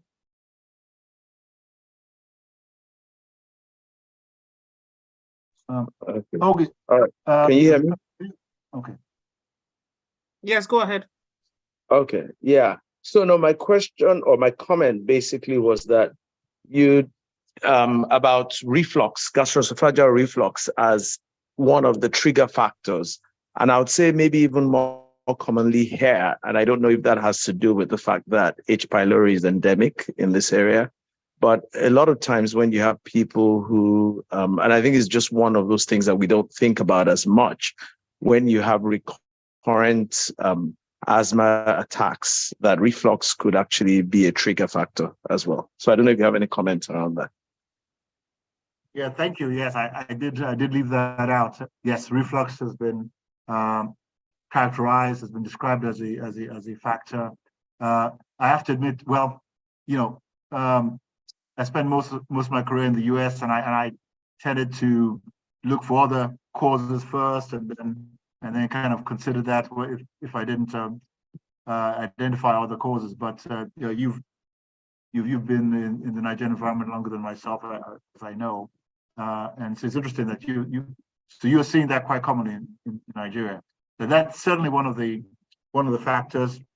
We don't know why reflux triggers asthma. I think there's a hypothesis that may be related to the nerve reflex, maybe stimulation of the vagus nerve may be associated, but yes, and then if you treat the reflux, and the asthma gets better.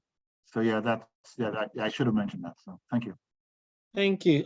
Peter, do you want to unmute yourself and ask your question, please? Yeah, yes, I wanted to ask Dr. Dosumu, for most patients on asthma, I mean that are on asthmatic prescriptions, you find that steroids are always included, and we know that steroids can reduce immunity of the patient. And I want to ask, for how long will a patient who is asthmatic can be on steroid? Because if immunity is reduced, basically it will lead to death as well. Excellent question. So remember, okay, so steroid, that falls into the category of controller medication. Okay, so just to make sure that's very, very clear, and I've just gone on ad nauseum about the critical importance of steroids.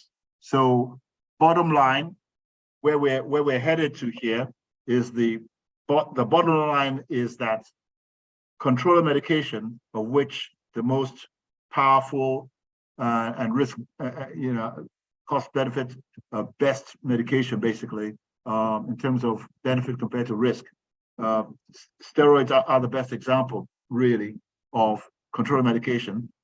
Control medications reduce mortality and morbidity, reduce illness and reduce death rates from asthma. That's the bottom line. Your point is very valid. Steroids, especially steroid tablets or injection, does reduce immunity. If you have to take steroid tablets for a long time, then that definitely can reduce your immunity, which can lead to infection, which of course can be a negative. It can affect your bone mass. But most people with asthma don't need to be on steroid tablets for long. If you're having an attack, then you take steroids for about 5 days. That is highly unlikely to affect your immunity. It will affect your immunity for that period of time, but that's not really long enough for it to be significant. You're highly unlikely to develop an infection in that short period of time or have any significant side effects in that short period of time. But if you are on it for a long time, that's a different story. But that's only a minority. Most people with asthma are on steroid inhaler. The inhaler, almost all of it stays in your lungs, and relatively little of it goes into your blood system. So it has very little effect on your immunity. Therefore, the biggest concern with steroid inhaler is that yes, it can lead to getting fungus in your throat because of affecting immunity basically there in your throat. and that can simply be prevented by rinsing your mouth out after you use a steroid inhaler. So bottom line is, steroids are great for asthma because they reduce death rates from asthma. In terms of side effects, in terms of effects on immunity, very, very little effect on immunity unless you're taking it as a tablet. If you're taking it as a tablet, most of the time that's just for a few days to get over an attack.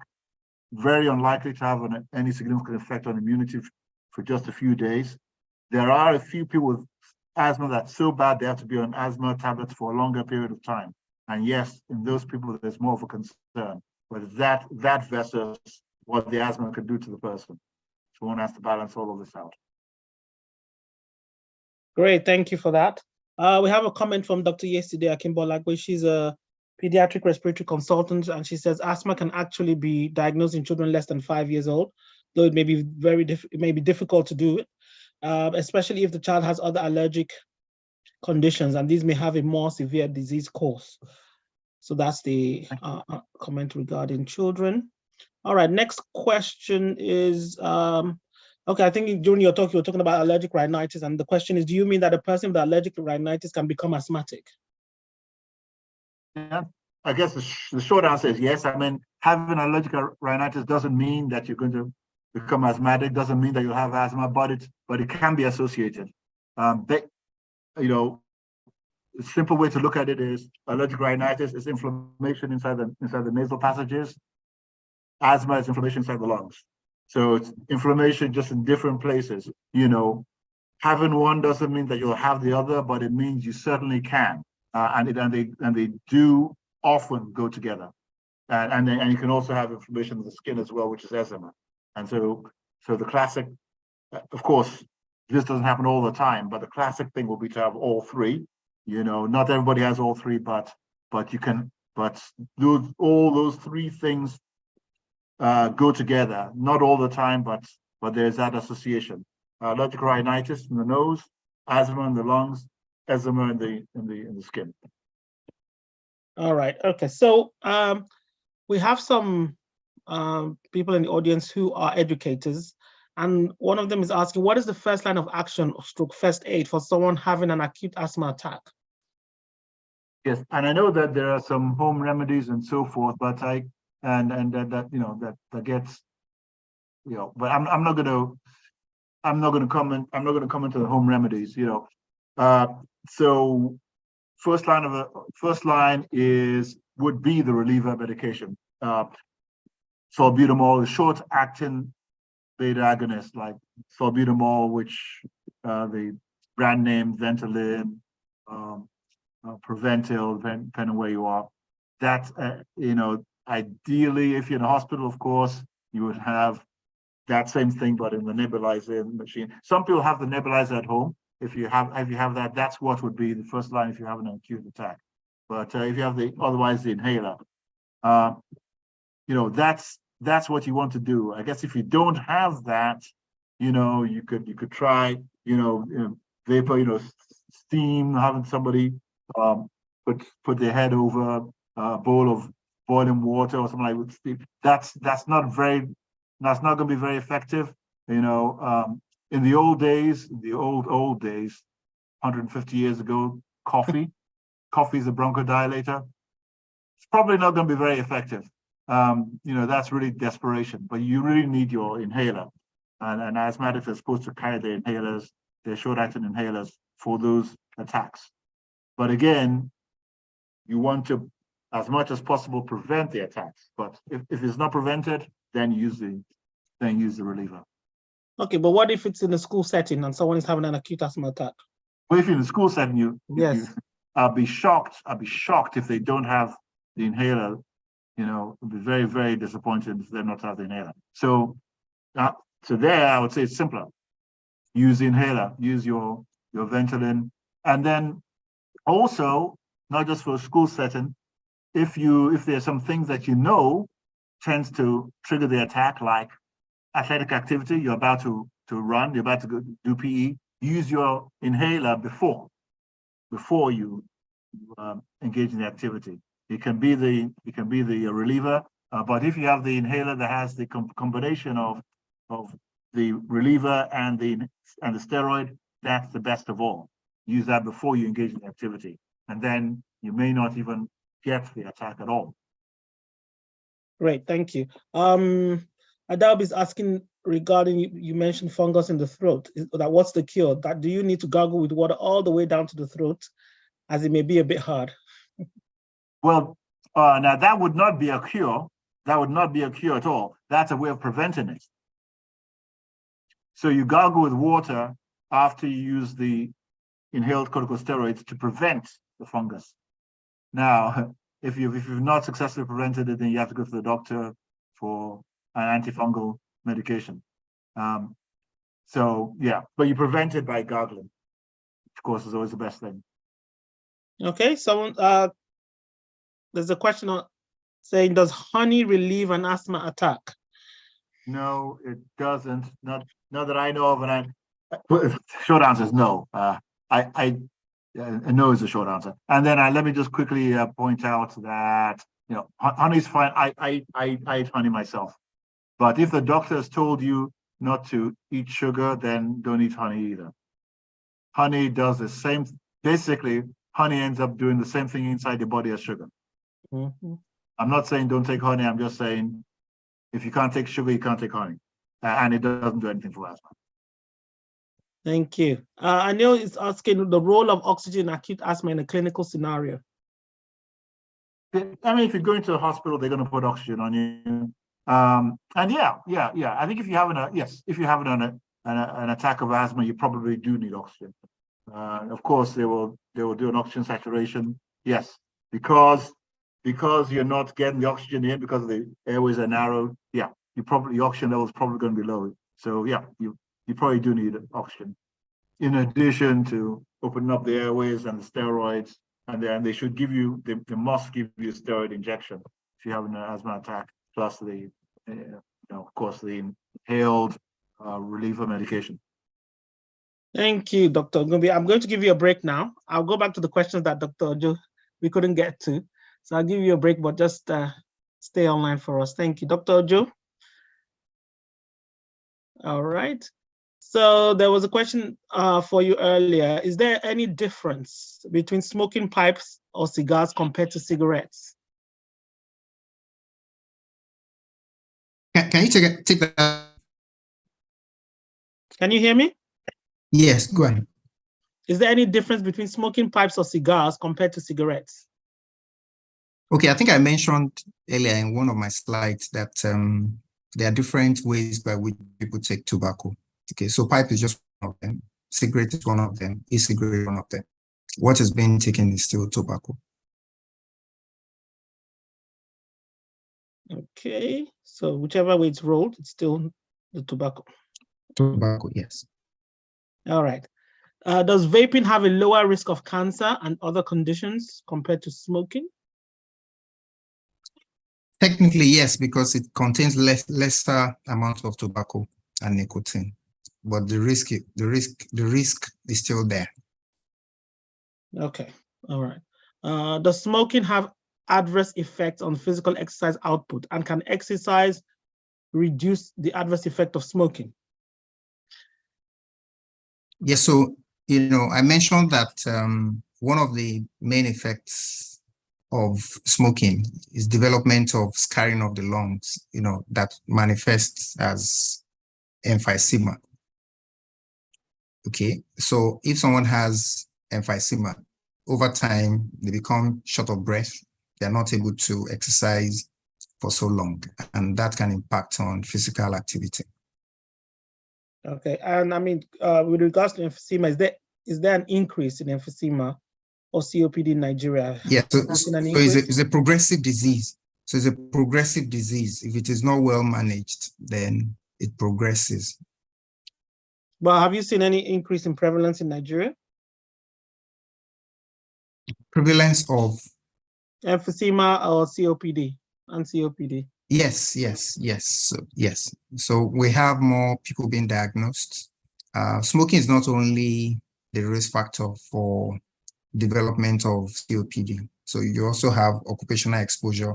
You also have, exposure to biomass, especially women, things that they cook with, exposure to smoke from firewood cooking, from charcoal, using charcoal to cook, and of course, so many other environmental factors that people have been exposed to.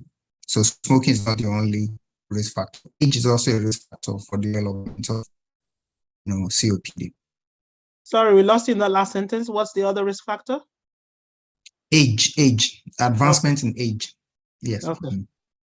Thank you. Is the risk of developing lung cancer related to the amount of tobacco consumed? Yes. Nice and short answer. Right. Any other comments or questions for any of our speakers?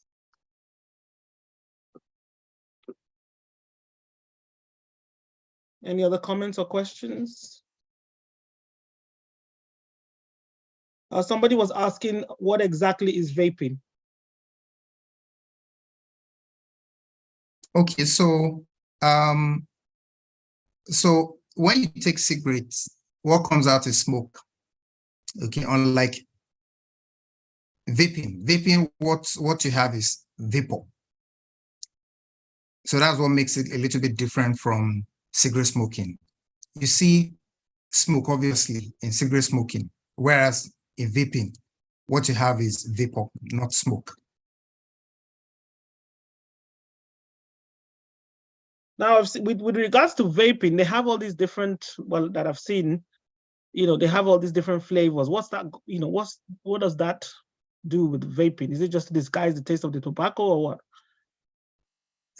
Well, so it's just a way of trying to entice people. So there are different flavors actually. Okay, so but like I said, the main thing is still that the person is taking tobacco, but they just try to make it attractive by coming up with different flavors. Right, I see. Okay, all right. Thank you very much. Any more comments or questions? Okay, I think somebody just put one down. So in Nigeria, in terms of TB treatment, is it free? Are the drugs free, or how does it work? Yes, so government is in charge of treatment of TB in Nigeria. And as such, the drugs are free. The drugs are domiciled in most of the DOT centers located in primary health care centers, teaching hospitals, general hospitals, some pharmacy outlets, private hospitals. Okay, so once patient has been diagnosed, they are referred to the DOT center where they access the drugs. Okay. Free of charge. Free of charge. Great, thank you. Tomiwa, I don't know if you're still online. I just asked you to unmute. I think you had a question about the DOT centers again. Okay, good evening, sirs and ma'ams. The question I had was as regards to the DOT center. Are there procedures? Are you aware of the procedures necessary to register a community pharmacy as a DOT center?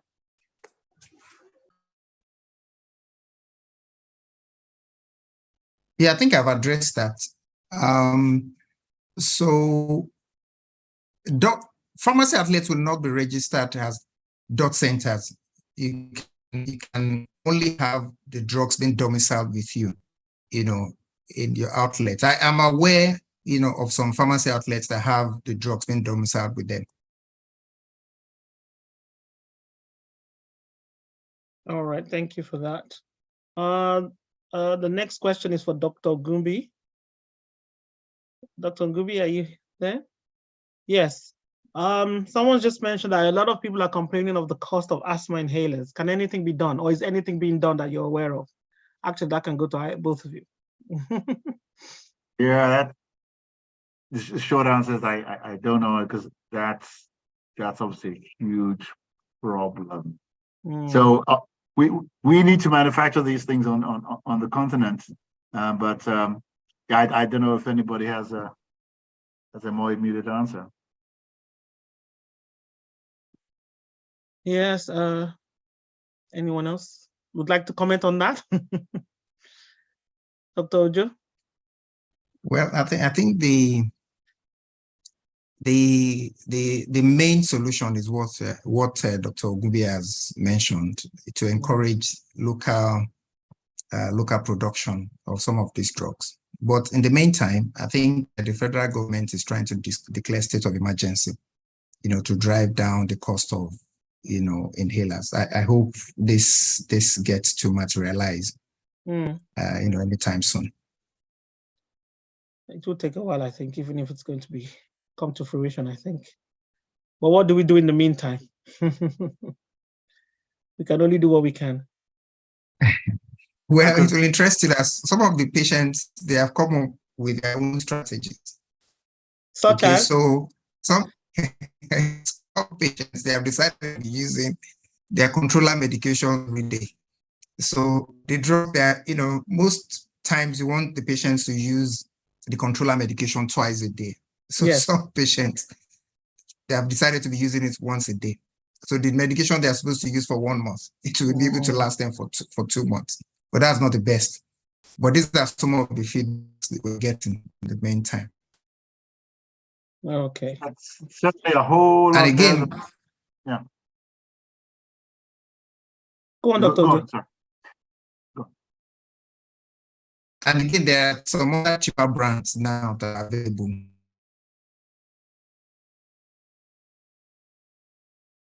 Okay, Dr. Gumbi. Yes, I was going to say that's a whole lot better than nothing. Like take for example, Seretide. Classically, that's supposed to be twice a day, but once a day will do some good, and it's a whole lot better than running out and not having it. So I think that, using it one day is a whole lot better than not using it at all. At all. Okay, thank you. Peter?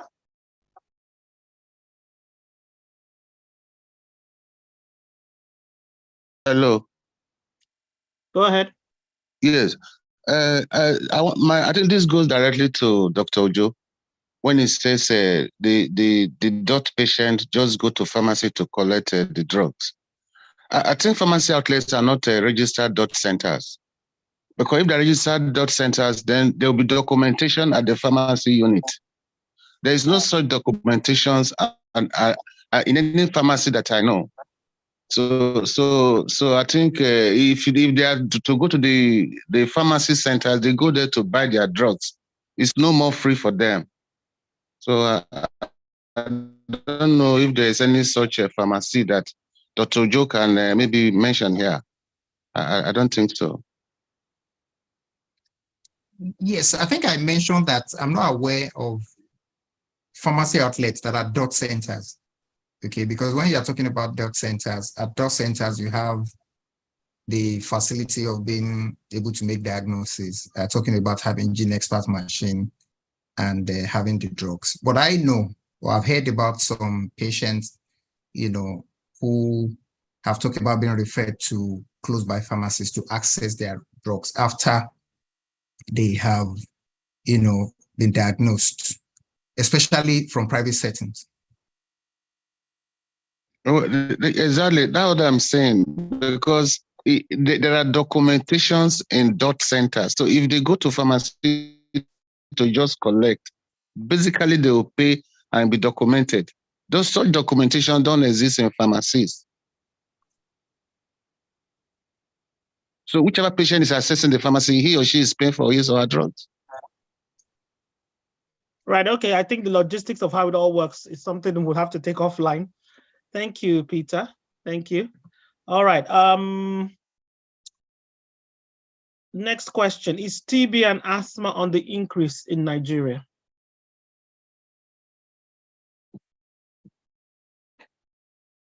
Anyone can take that. TB and asthma, are they on the increase in Nigeria? Well, I guess I'll say asthma is certainly on the increase. I think I'll let Dr. Ojo answer the TB issue. Yes, the same technically applies for, for TB. If you look at my first slide, I mentioned the fact that, over 10 million cases were diagnosed worldwide as of 2022. Okay. Wow. Okay. I guess we need to continue to raise awareness about Points and I have to say, we have to do much better. Absolutely. Yes. And Neil has, in regards to cost of drugs, he says, can the big oil companies be made to contribute to subsidizing the cost of drugs as they contribute a lot to such diseases via pollution? Anyone wants to comment about that? We're recording, remember? No comment. The question again. Can the big oil companies be made to contribute to subsidizing cost of drugs as they contribute a lot to such diseases via pollution? Well, that's not impossible, but I think that should be pushed to the government, to take decisions on that. Okay, right. Any more questions or comments? Okay, while you're thinking, I'll just hand over to John quickly. If you think of something while he's speaking, just pop in the chat or just raise your hand before we let our speakers go. John, over to you.